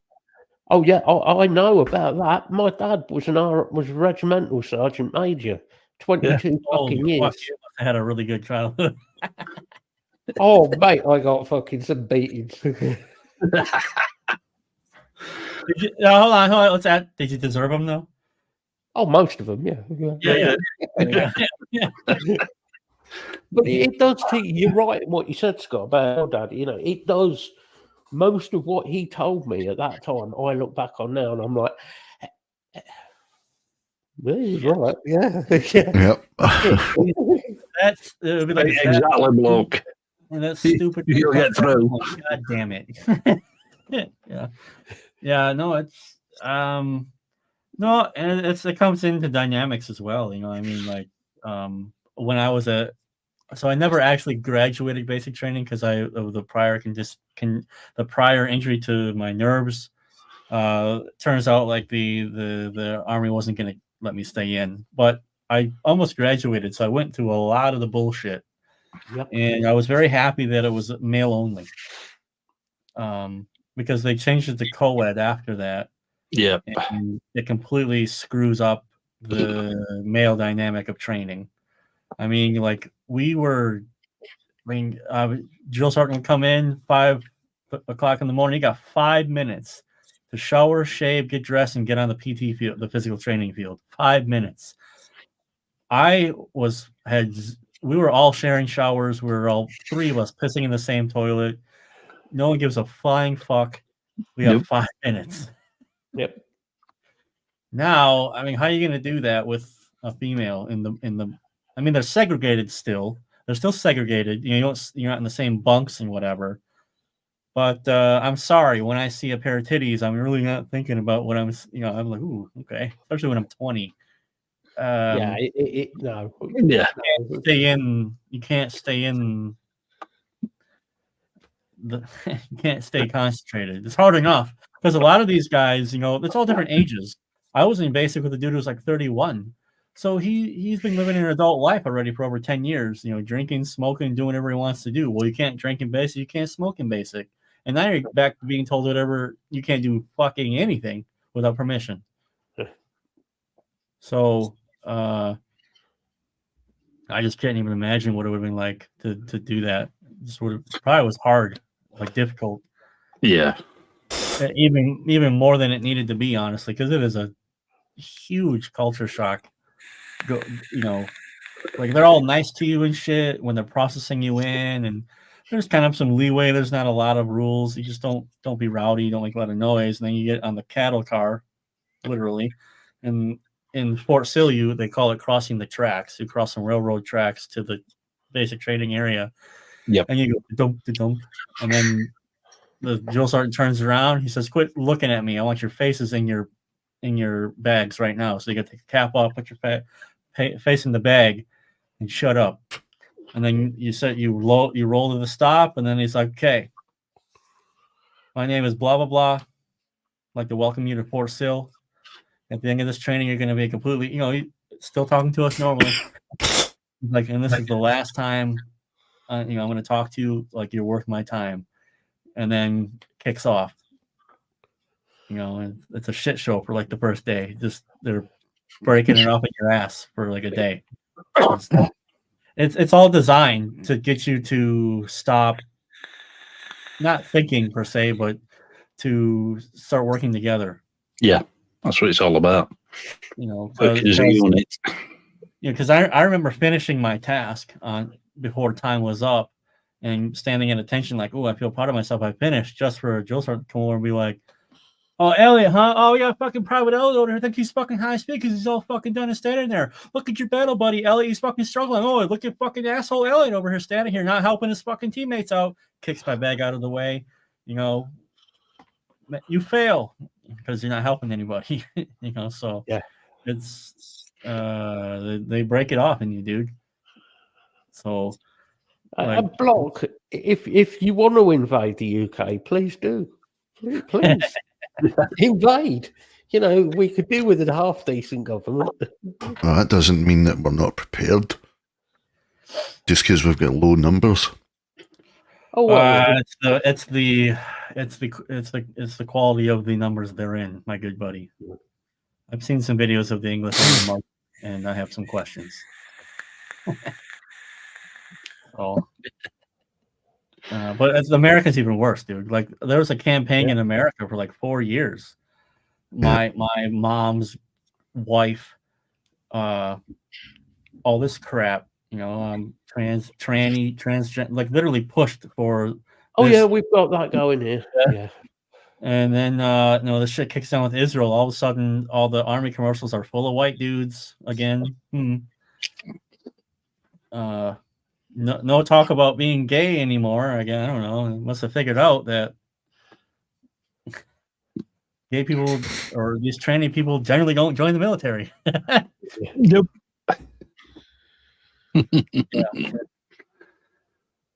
No, yeah, block. So that was the hardest thing for me. I have no problem admitting this because I'm different now. But in my 20, I was 20 when I went through basic training, and I hated it. Asked too many questions.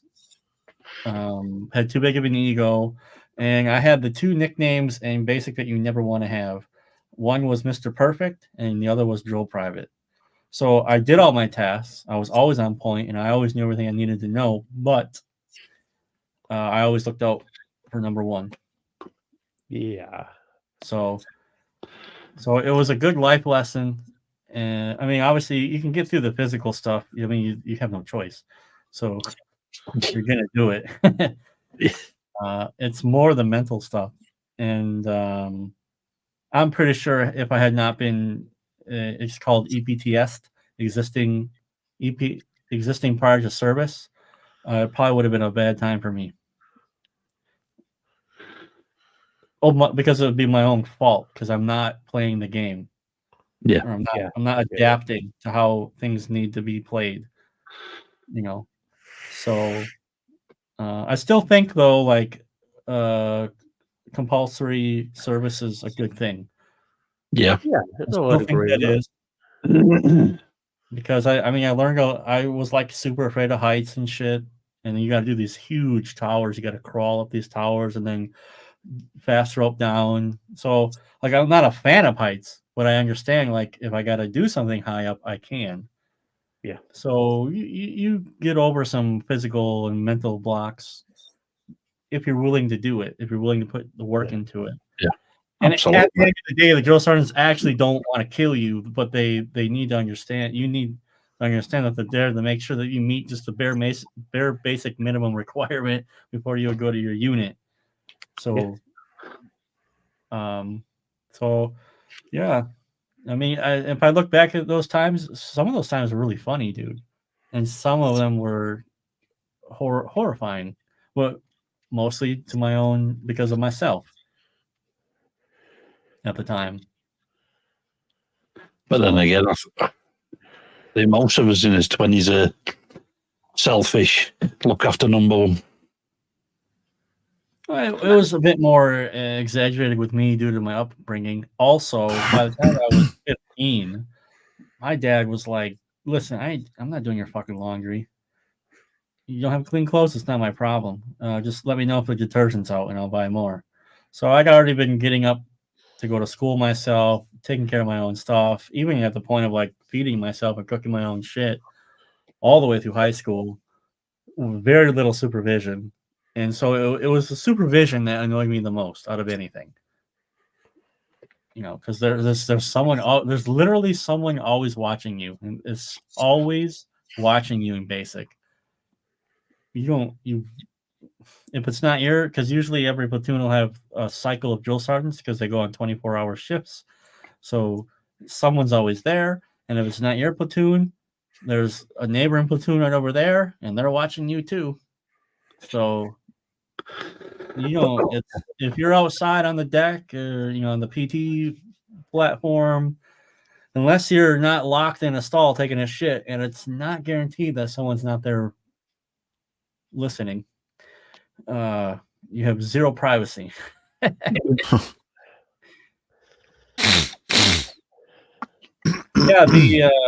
the physical stuff wasn't a big deal. Like I'm just not a long distance runner. I'm like Gimli, very dangerous over short distances, and that's about it. I can't long distance run for shit. Yeah. But back in those, I could do like 20 pull-ups, no problem. 20 pull-ups, 50, 55, 60 push-ups, sit-ups. I was a little weakened, and running was just torture.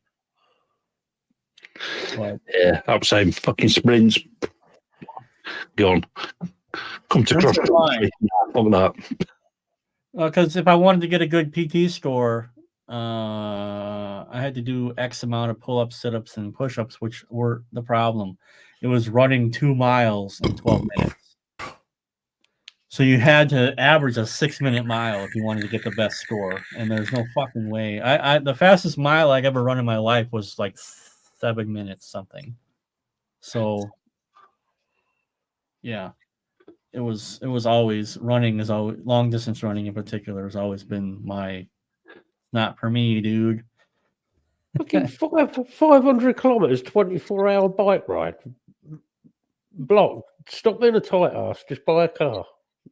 An EV, sir. An EV. Get with it.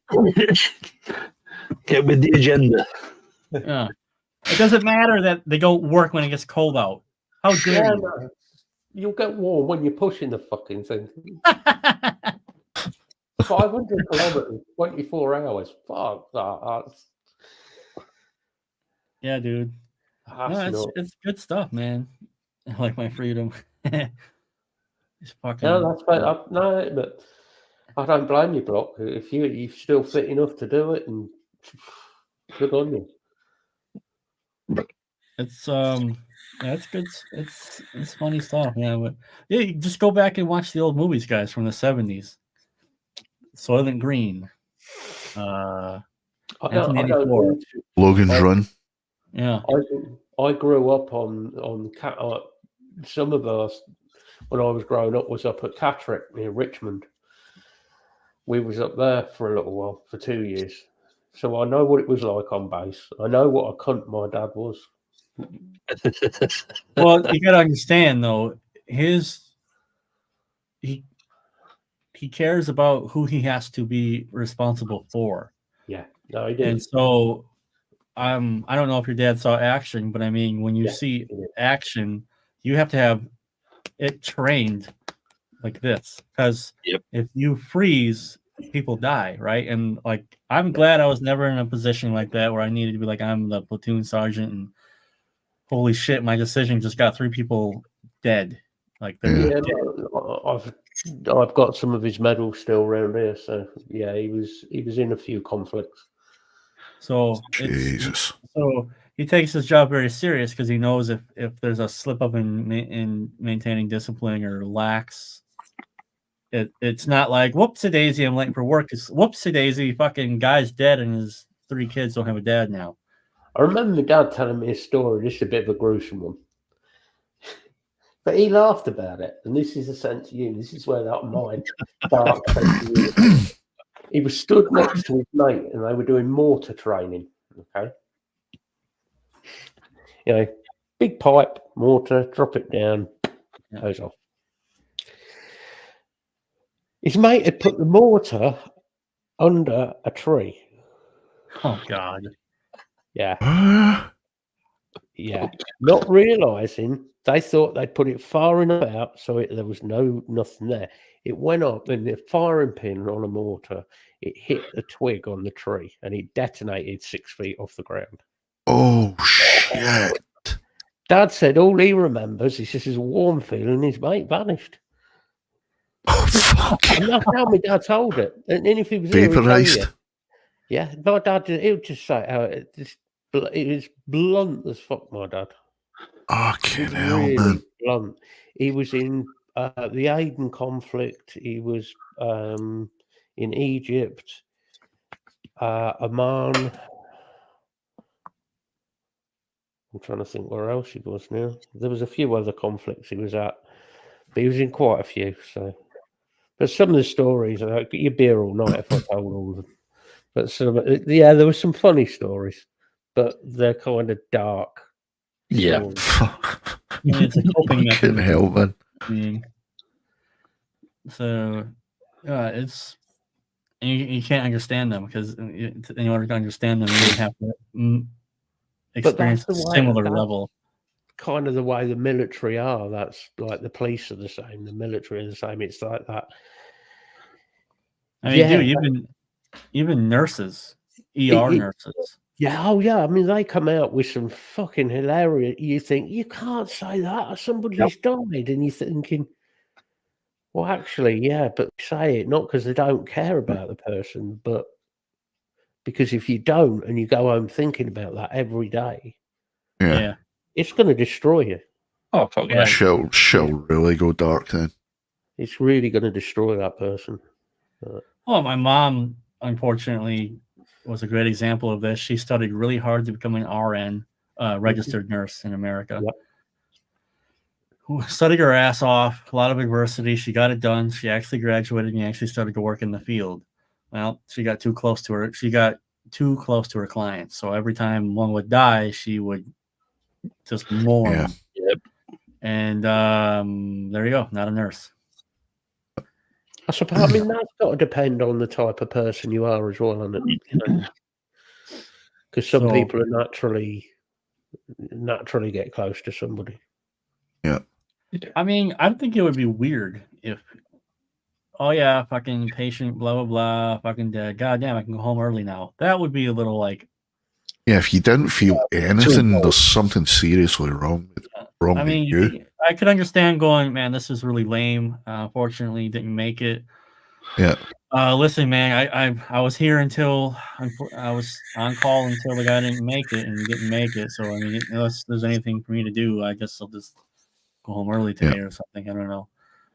But I mean, it's all that. Like I had a buddy of mine, Dave Velez. You might know. He comments on my channel all the time.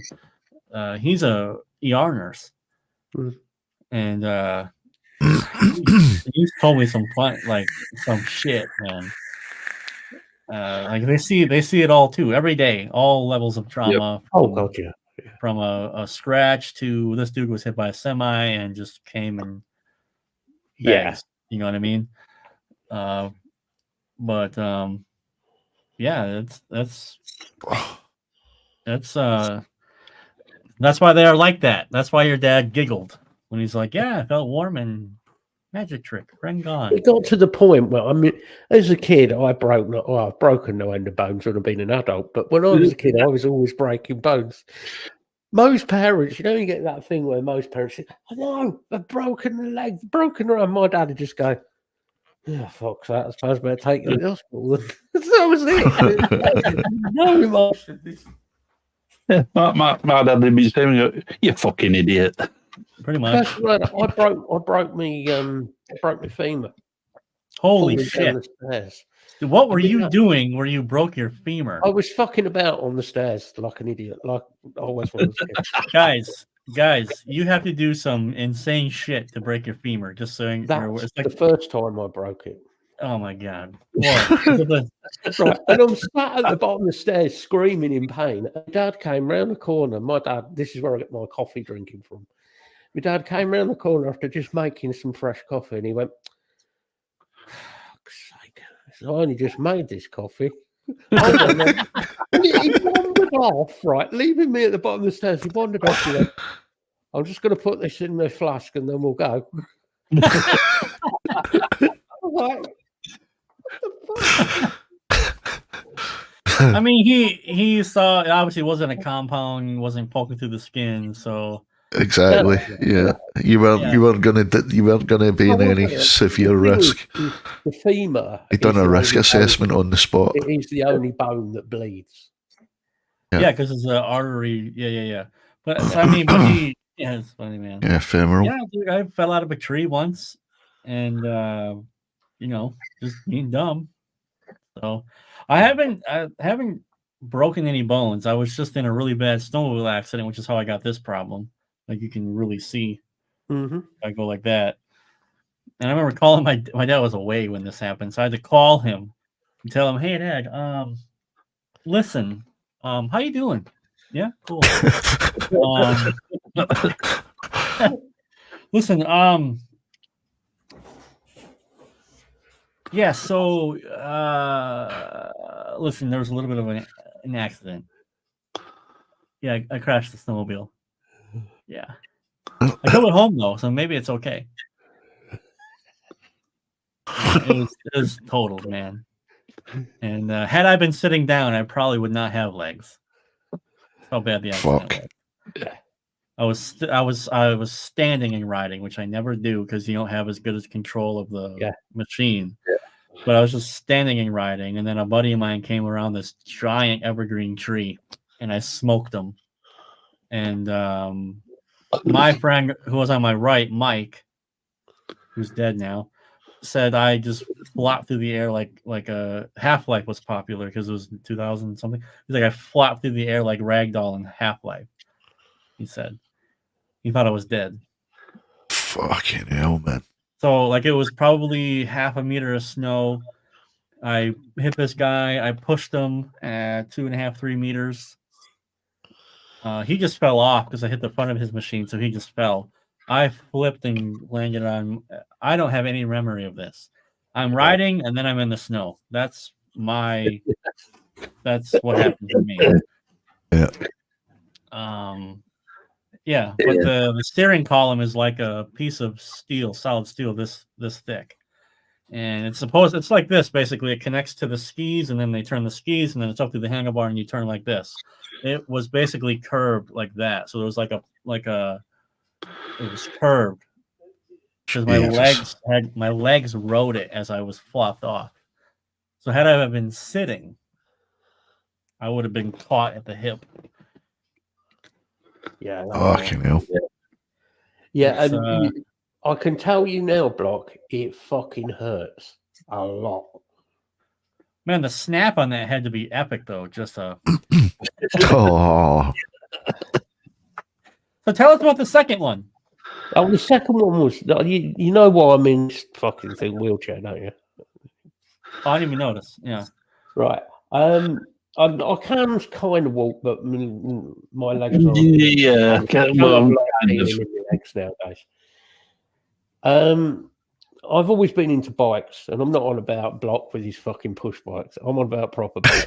Oh, you got the assless chaps like our buddy Lee. Yeah. Oh yeah. No, definitely assless chaps. Yeah. Yeah, cool. And I had a big accident, 130 mile an hour crash. Good Lord. Broke my back in 2 places. Broke my neck. I broke both femurs. Of course. Fucking hell. I'll show you when I see you, G, but if you look at my left ankle, you can actually see the rod and the pin that's still in it. Because there's a Fuck's sake, man. There's a scar on that arm just there where I broke the scaphoid, and it came through. Punctured lung, lacerated liver, lacerated kidney. Like fingers, broke most of my fingers and bits like that. So, and I was in a coma for a few days. That's the worst one I've ever had. And I was in a field for 8 hours while I was waiting to be found. Oh, yeah, shit, man. because you were catapulted. Yeah. Right over a wall. Yeah. And I was in the well there for 8 hours before I got found. So I also had hypothermia on top of everything else. So what happened? I mean, was this like hypothermia? So it was winter or cold or? It was June the 19th. It happened, the accident, but it was a cold night. It was summer, but it was cold. I understand. And because it was a field, obviously you've got the coldness and the damp of the ground, so that doesn't help. And I can remember coming to. I don't know what time it was. Couldn't tell you what time it was. I remember coming to, lying in the field, looking up at it. Was a really nice night, actually. It was really nice. The stars were really nice. Looking up and thinking,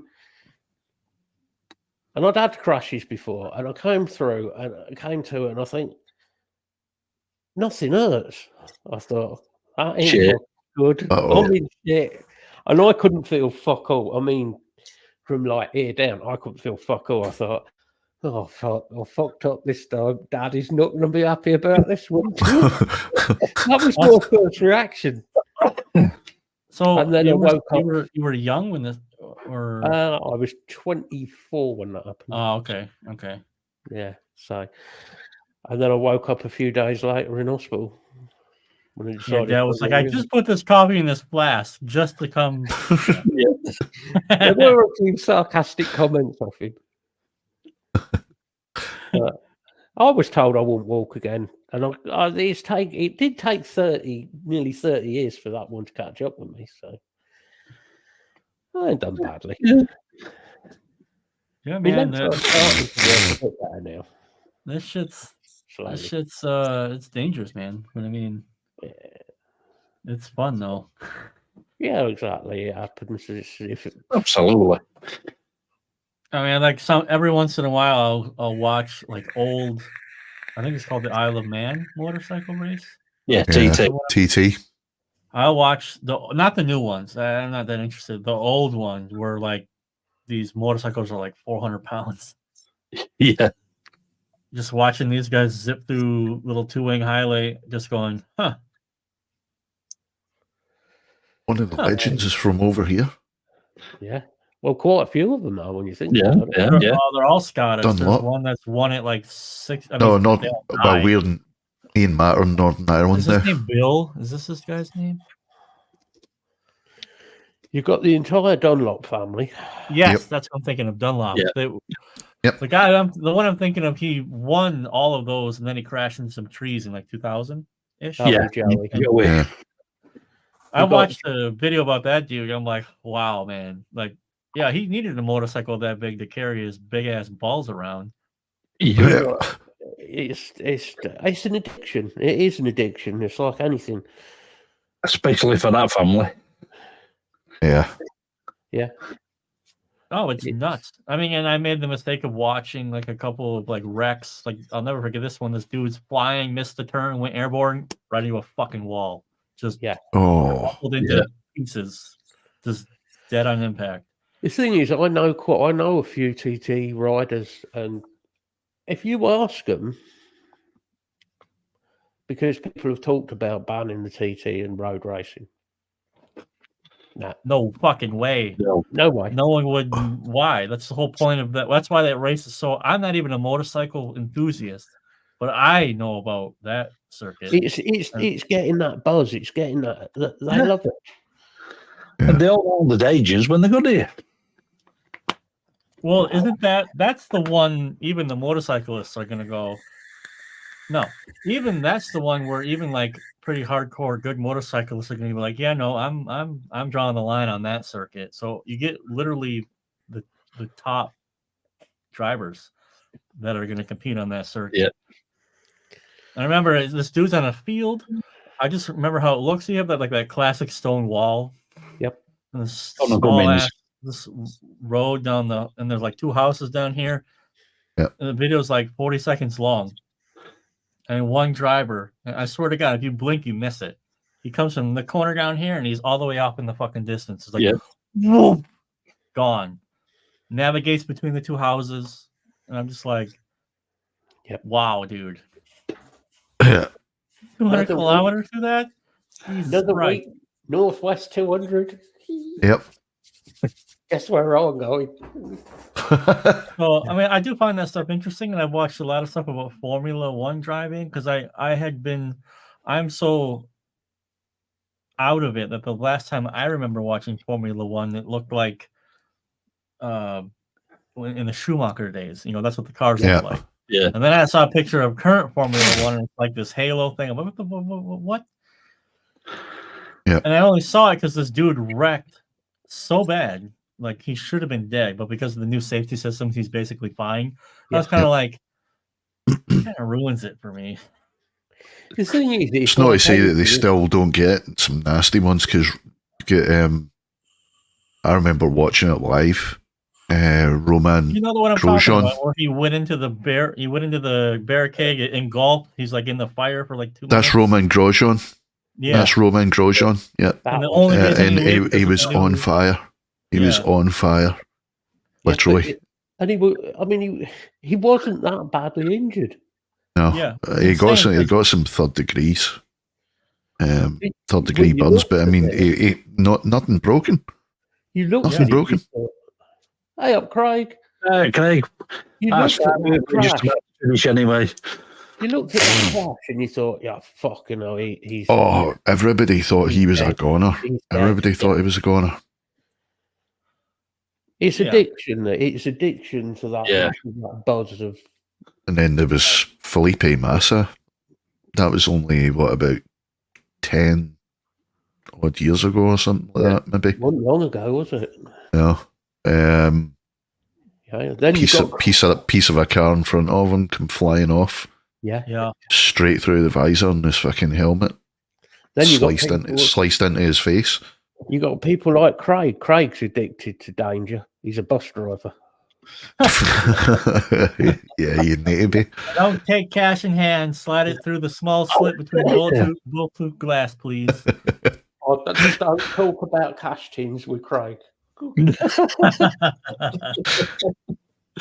Yeah, I don't know. As a in America, they're doing all this shit like with American football and stuff. It's so boring to watch now because It's you go back and watch football in the 80s. I know you guys shit on American football because of the name, but honestly, go back and watch some NFL from the 80s and 70s, and these dudes are fucking people up. Like this is hitting each other full force. It was like a truck hitting you. It was like fuck. Now it's like, oh, brain injury, CTE. I'm kind of like, well, yeah, you play fucking football and you got paid $40 million when you're 19. That's the trade-off. Yeah. I mean, I'm not interested in watching two-hand touch. It's like over here, those that play fucking both codes of rugby, league and union. Yeah. Some of them get absolutely fucking wrecked. And just get up and brush it off like it was nothing. Of course. I mean, the human body's not meant to take collisions at that velocity and getting those experiencing those G's every week for years. Obviously not. But I mean, it's kind of like I'm getting paid for it really well, so I'm going to do this. And so I, as a spectator, it's really boring because you can change the game and like right now in America, it's all about offense and throwing the ball and big, exciting, big plays, which is fine and stuff. But they've shaped the game to where now you can't hit people too hard because now that's a penalty. You can't swear because that's misconduct. You can't be a man anymore. Like I always thought it was cool in the 90s. Sometimes you get a hot mic from the ref and the player's like, "You fucking assholes, the fucking wrong ball, you piece of fucking shit." Yeah, the referees gave as good as they got. And it's like the other one I love is ice hockey when it all kicks off. Oh, this is just great. They still allow that, and they're actively trying to change that too. The CTE thing is starting to get in there now, and like I think with hockey, it's smart. You should have helmets because you get a puck to the head. That's a completely different story. Yeah. Absolutely. That's going to smart. But I mean, watching old 70s and 80s hockey, dude, those people are legitimately fucking something's wrong with them. No helmets. Yeah. Eye sticking. Helmet was off. It was like, holy shit, man. And the ref are just sitting there. No, let them fight it out for a little while, fucking. Yep. And then they had enforcers where their only job on the team was to fuck people up. It was a totally different sport. Yeah, better stop it now. Same in rugby. From the start of fight, referee just stands there, fucking let them get on with it. Getting in the middle of that, I won't sit in sin bin for 10 minutes. Yeah, and then you go watch something like football, soccer, and I'm just I remember like, okay, I'll give it a chance. Let's watch this, see what the big deal is. I remember I wasn't watching 30 seconds and some guy just flops like he was hit by a car. The slow-mo is not even close to contact. He falls on the knee and rolls on it and screams that. I'm just like, this is gay as shit. Yeah, 100%. But then you go watch football from the 70s, and people are like, every chance they get, elbow to the fucking rib. Kicking people in the shin. Absolutely kicked 7 bells of shit out of each other. Especially some of the Scottish fucking players. Fucking hell. Everything right. Same soonest. Terry Butcher. One knee pop. That's the other thing about playing soccer, fucking whatever. You guys know what I mean? Yeah. Terrible for knees. It's one of the worst sports for knees. It was the impact from turning. Yeah, like I watched competitive powerlifting and strength training in general. Even the Olympics, the statistical injury rate at the Olympics is a statistical 0. Like, if you have really good form and you're properly doing the lift, obviously these guys are roided out, so their joints are going to blow anyway. Yeah. But it's, I mean, comparison of Olympic injury rates, it's at the bottom. Like, you hardly ever get injured lifting weight, unless it's a freak accident, which happens anyway. But yeah, I just can't watch this shit anymore. Like, It it's just like bores me now, mate. Yeah. It bores yeah, me. like I want to see. Who's the bad guy? Oh, They're all our nice guys. football's That's shit, boring. man. I hate it. I hate football. Even- The even old those guys- International, international football I'll still watch occasionally. But fuck me, when you had the old days of like football or soccer, Yeah. which way you want to call it, Yeah, yeah. football, fucking hell, it was ruthless, especially the Scottish League. Fucking Yeah. hell. Well, it's the basic. It's the story as old as time. It's the good guys versus the bad guys. Yep. Now everyone's got to be a good guy because social media. It's like, that's really boring. I Who's the swear, bad guy? I swear, the Scottish League, I would have still been wearing kilts and going with axes. Yeah. I mean, just look at the fucking Leeds United team from 70s. That's where the name Dirty Dirty Leeds come from. How many times do you think they forgot the football when they went on the pitch? Oh shit! Yeah, we better take that. That sounds like an old firm game. Fucking Even Norman East- Hunter. Bite your legs off, Norman. He's a vicious. even with esports, it's way more like I'm mostly a Quake enthusiast. There's not a pro league anymore, but it was really boring near the end because everyone's nice and polite. And I'm like, oh, who's the asshole? Who's the guy who shit talks? Who's the guy? You're not allowed to do that anymore, are you? On gaming, you know. No, you can't. You got to say. it. I learned why, because I'm friends with a couple of professional players, and I literally just asked them, like, why can't you like taunt? Like why can't you like be competitive? And it's in the contract because the game is owned by X and Y company. You therefore are a public representative through the game for XY company. So you're not properly representing the company. So you can't go out of line, basically. You know, and I'm not saying like you should be able to type in chat "fuck your mom" with a dirty shattered glass dildo. That's not what I'm talking about. I'm talking about, just, Trash talk. yes, like, oh fuck, hell, man, what? I thought you were coming today. What is this shit? Oh, I can play this with my eyes closed, or you got So, nothing I to mean, do, buddy. So if you go back and watch some of the old NBA games from like the 80s through the 90s, If I don't hear Larry you know, Bird, like the Jordan days, and like Charles Barkley and Larry Bird. all of that, yeah, Larry Bird as well. Like you hear them like talking to each other on the court. They're just like, you're like, I'm going to put this in the basket, and there's nothing you're going to be able to do about it. You know that, don't you? You know that. Yeah. What's the point? What's the point I'm in gonna- even defending right now? They're just shooting shit right at each other, constant. There's But it was- a famous. You look at back at all matches from football matches back from 70s and 80s. You fucking see them. Yeah. But it was part of the game. You know, that was part of the game as And then well. after the game, they'd all be fucking bar afterwards. Yeah, Right. with a black eye and a broken nose, and Yeah. having a few And then, pints like, together. Yeah. Oh, you thought you were with my ass today, huh? All right. Round for everybody. Let's go, you little bitch. Maybe next Well, time. except for Rangers and Celtic, they didn't drink together. They still don't. But I don't know. I thought that was the allure of watching. You just like, I don't even care about steroids. Take as many as you want. I give a fuck.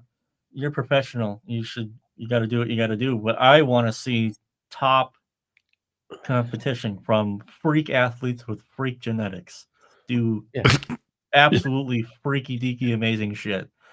And I don't want Karen to complain because he told someone to get fucked on the field during the height of competition that now he's not a representative for the team anymore. He's not interested in this. Give it time. You know what's going to happen next, don't you? We won't be allowing contact in boxing. Yeah, You can't like actually get it. that'll be Demolition Man, if you know what movie that is. That's an old movie. Demolition. Yep. And he Well, lands the suggested uppercut. Oh, that for fuck! Right, now you do things now. Oh. That was an Ding, ding, ding, and the impressive supposed- implied body blow. Ding, ding, ding. And the winner on the suggested technical knockout in the possible 12 rounds. Well, they've already started it with the MMA, haven't they? They've started it with the MMA. They've started cutting out all of like the trash talk in there. For fuck's sake. MMA is MMA. never got into MMA. I loved MMA when it was like Tank Abbott. People Oh, like, yeah. Well, that dude was a fucking it was just a fucking. He was just an animal. He was just a fucking barroom fighter. He didn't give a fuck. He'd say what he wanted to anybody, and didn't care. Yep. That's what made it. It's I don't know what the answer is, but like I say, I'm not. I don't feel bad for these professional sports players that end up having problems when they get older, because that was the cost. They got their squillions, and it's not my problem. They wasted their squillions, and also all this, like, oh, I'm X, or I'm football player A, therefore my political opinion. Shut up. You kick a ball. I'm not interested. Just play the game. Just get on with it. No one cares. Bill Romanowski was probably one of the last defensive players in American football. He was an animal. He got in a lot of trouble because he was just ending his career when more of the PC stuff was starting. He would fucking spit in people's faces, talk shit to them. Just an animal, an absolute fucking animal on the field. And let me point out that, like, this doesn't mean that there shouldn't be rules, and that's not what I'm trying to say. But I mean, if you're in a highly competitive environment with all these A personality people, that's what you paid to see. I thought you paid to see the quarterback running for his life from this 300-pound defensive end who wants to bury him. That's what I thought you were paying to see. I don't know. Maybe I'm watching a different game. Same with boxing, though. Go back to the days of Muhammad Ali and people like that when it was trash talk and there was all that going on. And I don't follow boxing, really. I don't know what it's. I've tried. I really appreciate the. It's got to be an exhausting sport, seriously. And I guess that's about as fair as you could make just a one-on-one, depending on weight class. E-boxing, does that mean they're going to be like EV vehicles that are going to break down every 2 seconds? Yeah. Give it time. Number generator, yeah. Give it time, because they've already started inventing haptic feedback suits. Yeah. So that will become a thing very soon. So you won't have a corner man, you'll have a charger man, and sure, yeah. And then it'll be like D&D. You're gonna start rolling dice for hit percentages and I don't know. It's just it's funny because it's like I'm turning into the old man that yells at the clouds. Yep, but it's about I've been there for years. But I think there's a point where it's gone too far. Like we could say the boomers can say what they want to say about their life growing up. The Gen Xers can say it's gone too far in the other direction. I remember playing on playgrounds. I don't know what it was like for you guys, but our playgrounds when I was in elementary school, blacktop pieces of rubber that you would, and then the 30-foot metal slides that were 6,000 degrees in the summertime. Yep. The merry-go-round that was ginormous that you could get sucked under and dragged under. Yep. Oh, we just had concrete and red ash. Well, we had that too. And then they made an improvement for middle school, which I think was worse. They used wood chips. So you would play tackle football, during your 15-minute recess because you're this team versus this team today, and you'd get spanked and you get fucking wooden splinters instead of just rubber burn. Yeah, but then it was your own fault. Slides and shit. Yep. There was no sympathy. No, it was your own fault. It was your fucking fault. You did it. Oh shit! And the teachers would watch the shit and go, hey. Yeah, there was a monitor. It was a playground monitor, if I remember right. Yeah, playground monitor. They just make sure no one's dying. Yeah, like no one's seriously injured. Oh, And that's that was all changed, dude. We would do some of the stuff we do. I think about now. I'm like, I can't believe no one got killed. Honestly, we used to play football. Didn't even have the monitors at my primary school. In middle school. We had a big field, and we would play. We had dinner ladies. Don't get messed up with the dinner ladies. Yeah, No, the lunchroom ladies. Yeah, Yeah. those big Senga. those big stacked women. Every lunch lady is the same. Large, ginormous Yep. tits. I don't know why, with that perm haircut. Yep. They're all the Yep. fucking same. But dude, we would play American football, a version of it, and the point was you had to touch the fire hydrant to score. How many tackles do you think were made where your head's nearly bouncing off of a fire hydrant? Yeah. Seriously. And then, wrestling became really popular in the late 90s, so we'd have wrestling matches. Well, we didn't know how to do the moves correctly, so we're literally lifting, fucking slamming people on the dirt. I would get someone in a headlock, and I'm actually trying to break their neck, like for real, like real acting. I power slam one of my mates through it. You remember when we used to have steel dustbins? Yep. Yeah. Wow. Threw my mate over and power slammed him onto a steel dustbin. and then you're like, wait a minute, it didn't crumble like it does on WWF. Because they use aluminum. I remember playing. We all used to play a game, Dead Man's Fall. So one person would kid on, they were shooting, and you created your best fall ever, and whoever had the best one won the game. Whoever created the best fall won. But we amended this, right? There was a wall in our playground that was about 3.5 to 4 feet tall, and we'd all jump off of that.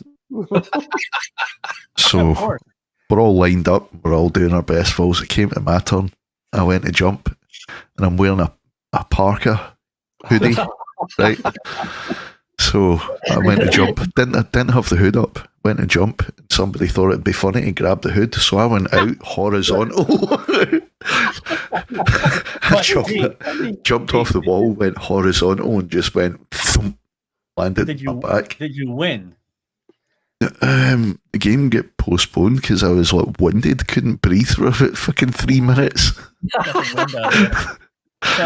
should have won.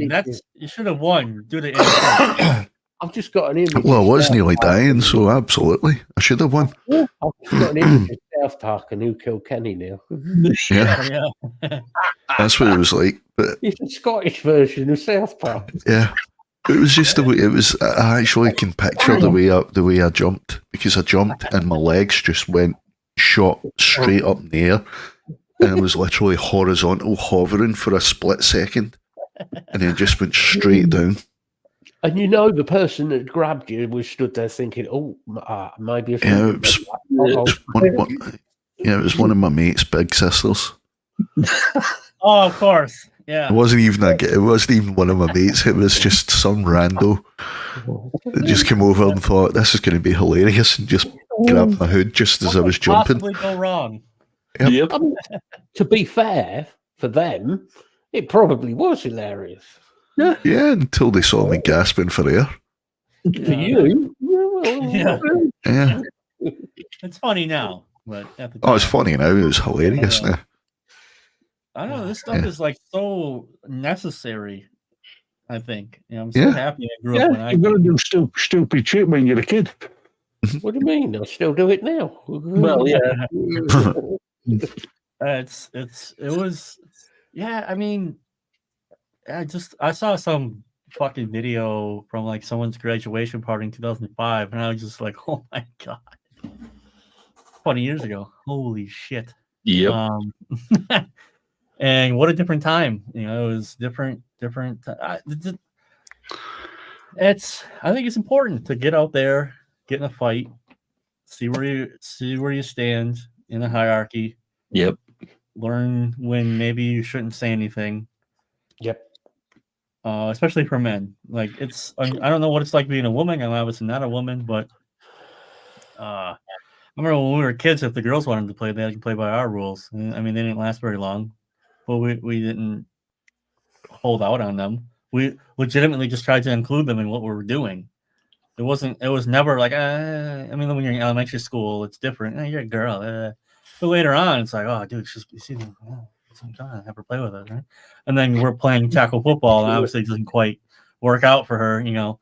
So it was never like that. But I mean, growing up as a guy we called it recess. Recess was okay. Time to settle some fucking scores. I remember like the bell rings. It's fucking 4-3. Next time we come out here, we have the ball. We're on this spot right here. Go, okay? 4-3. 4-3. Okay? Yep. All right. We got the ball. We're already planning the next set of plays. Come out there. Get out there. Okay, 4-3. Let's go. Let's go. Let's go. Let's go. Let's go. 15 minutes. Whoever wins, or whoever's got the highest score after this wins the game. You know, like serious. It's football for me and my mates growing up. Yeah, same. Soccer. Jumpers for goalposts. Yeah, jumpers. Oh, isn't it though? Jumpers for goalposts. Oh, Christ's knee, mummy. Yeah. Did you guys? So obviously, in high school, well, I should just say when I went to school, it was late 90s. Obviously, we still had fun gym class. So if I say red rubber ball and dodgeball, do you guys have the same memories? We didn't do dodgeball. We didn't do dodgeball. Okay. Oh, we did. We played stuff called British Bulldog. You throw a ball at somebody to get them out. If they don't catch it, they're out. Yeah. So basically, we had an ex-parachute regiment PE teacher. Yeah. He decided to use a medicine ball. Of course. Oh. Yeah. Throw that shit out so you can throw your rotator. You can tear your rotator cuff at the same time. Yeah, but we would love it when we would get like these size type of red ball because you could really fucking grip them. And man, that shit got serious because dodgeball was serious time, and it was battle time, and we would take that stuff serious. Like some epic stuff would always happen. Someone would make an amazing catch. Someone would eat it in the face, start crying, and the teacher just fucking like you always look for the kid that's not quite paying attention. You're just like, woof, and it's like right, literally couldn't have just watched it curve. You're like, oh, this is gonna be good. Clonk, and it smacks them in the face. They just fall like a pile of dog shit.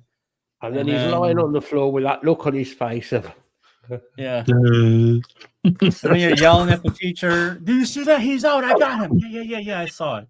Hold on, guys. Make sure he's okay. God damn. Grab the balls. Yeah, it was like the mad dash because you would have like 10 of them, and it was a full size basketball court. So you'd have to stand on your side. Teacher would lay him out. He'd blow the whistle. It's like, okay, who's the fastest guys on here? All right, you guys go and try to rush a ball. Either like, okay, you're gonna kick like 2 or 3 of them, just fucking kick them and see what happens. You know what I mean? Like it doesn't count, but kick them. Maybe they'll like shield themselves, grab a ball, and then you see dudes coming back like 2-3 balls, distributing them. It was good. It was a good time. It was a lot of fun. But and then in the playground, it was even more dangerous because we had a long wooden wall, and like you'd bring soccer balls or footballs to and you got it's dodgeball, but on the wall you can't move. Yep. You got to stand a certain distance away and just chuck balls and eat it if you get hit. Just eat it. Eat it. Right. I think we'll call it to that with 4 hours, Jesus. I think we'd make it to 4 hours. You mean before we get your channel shut down for mindless violence? Yeah. Do they even let you play dodgeball anymore or whatever that is anymore over there? They would. No way. No way. Yeah. Too many child safety fucking laws in place. Would you let my daughter loose playing dodgeball? Would you let Gwendolyn loose? Oh, Jesus. No, I wouldn't play dodgeball with her. Are you saying she's a powerhouse? She'd fuck you up? Yeah, Daddy, watch. Oh yeah. Yeah. Yeah. Some. Oh, yeah, she's a Chandler. Some of the girls sometimes, like you get like the little, but then you get the ones that are like, all right, That's and you're like, hey, hold on, watch out for Beth over there, she'll fuck you up. So, I'm not lying. Beth Elizabeth was her name. She was like a really tall, like Amazonian type of girl, big and strong, actually, really long arms. So if she's through that shit, man, there was you didn't feel bad getting your ass kicked in dodgeball by Elizabeth because she was good. So total respect, But she would also eat it too. Like if she got smoked hard, she'd be like, fucking next time, or not fucking, but next time. She was one of the boys somehow. This is true, Lisa. This is very true. Gwendolyn. So I get when you named her Gwendolyn, you probably had a different idea of the character. Yeah. Oh, sweet little girl. No, not really. Gwendolyn the warrior. Irish Italian descent. Well, So there's a problem. Lethal fucking tempers combined into one little package.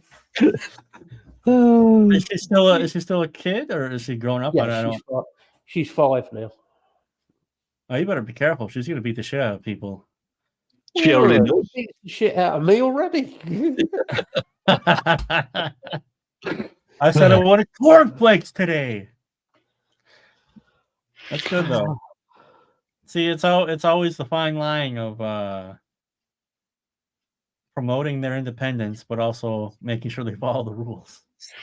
Yeah, it is. I don't want to break her resolve, my daughter. I don't want to break her resolve, but I don't want to break her independence and ability to think. But I also want her to go to fucking bed.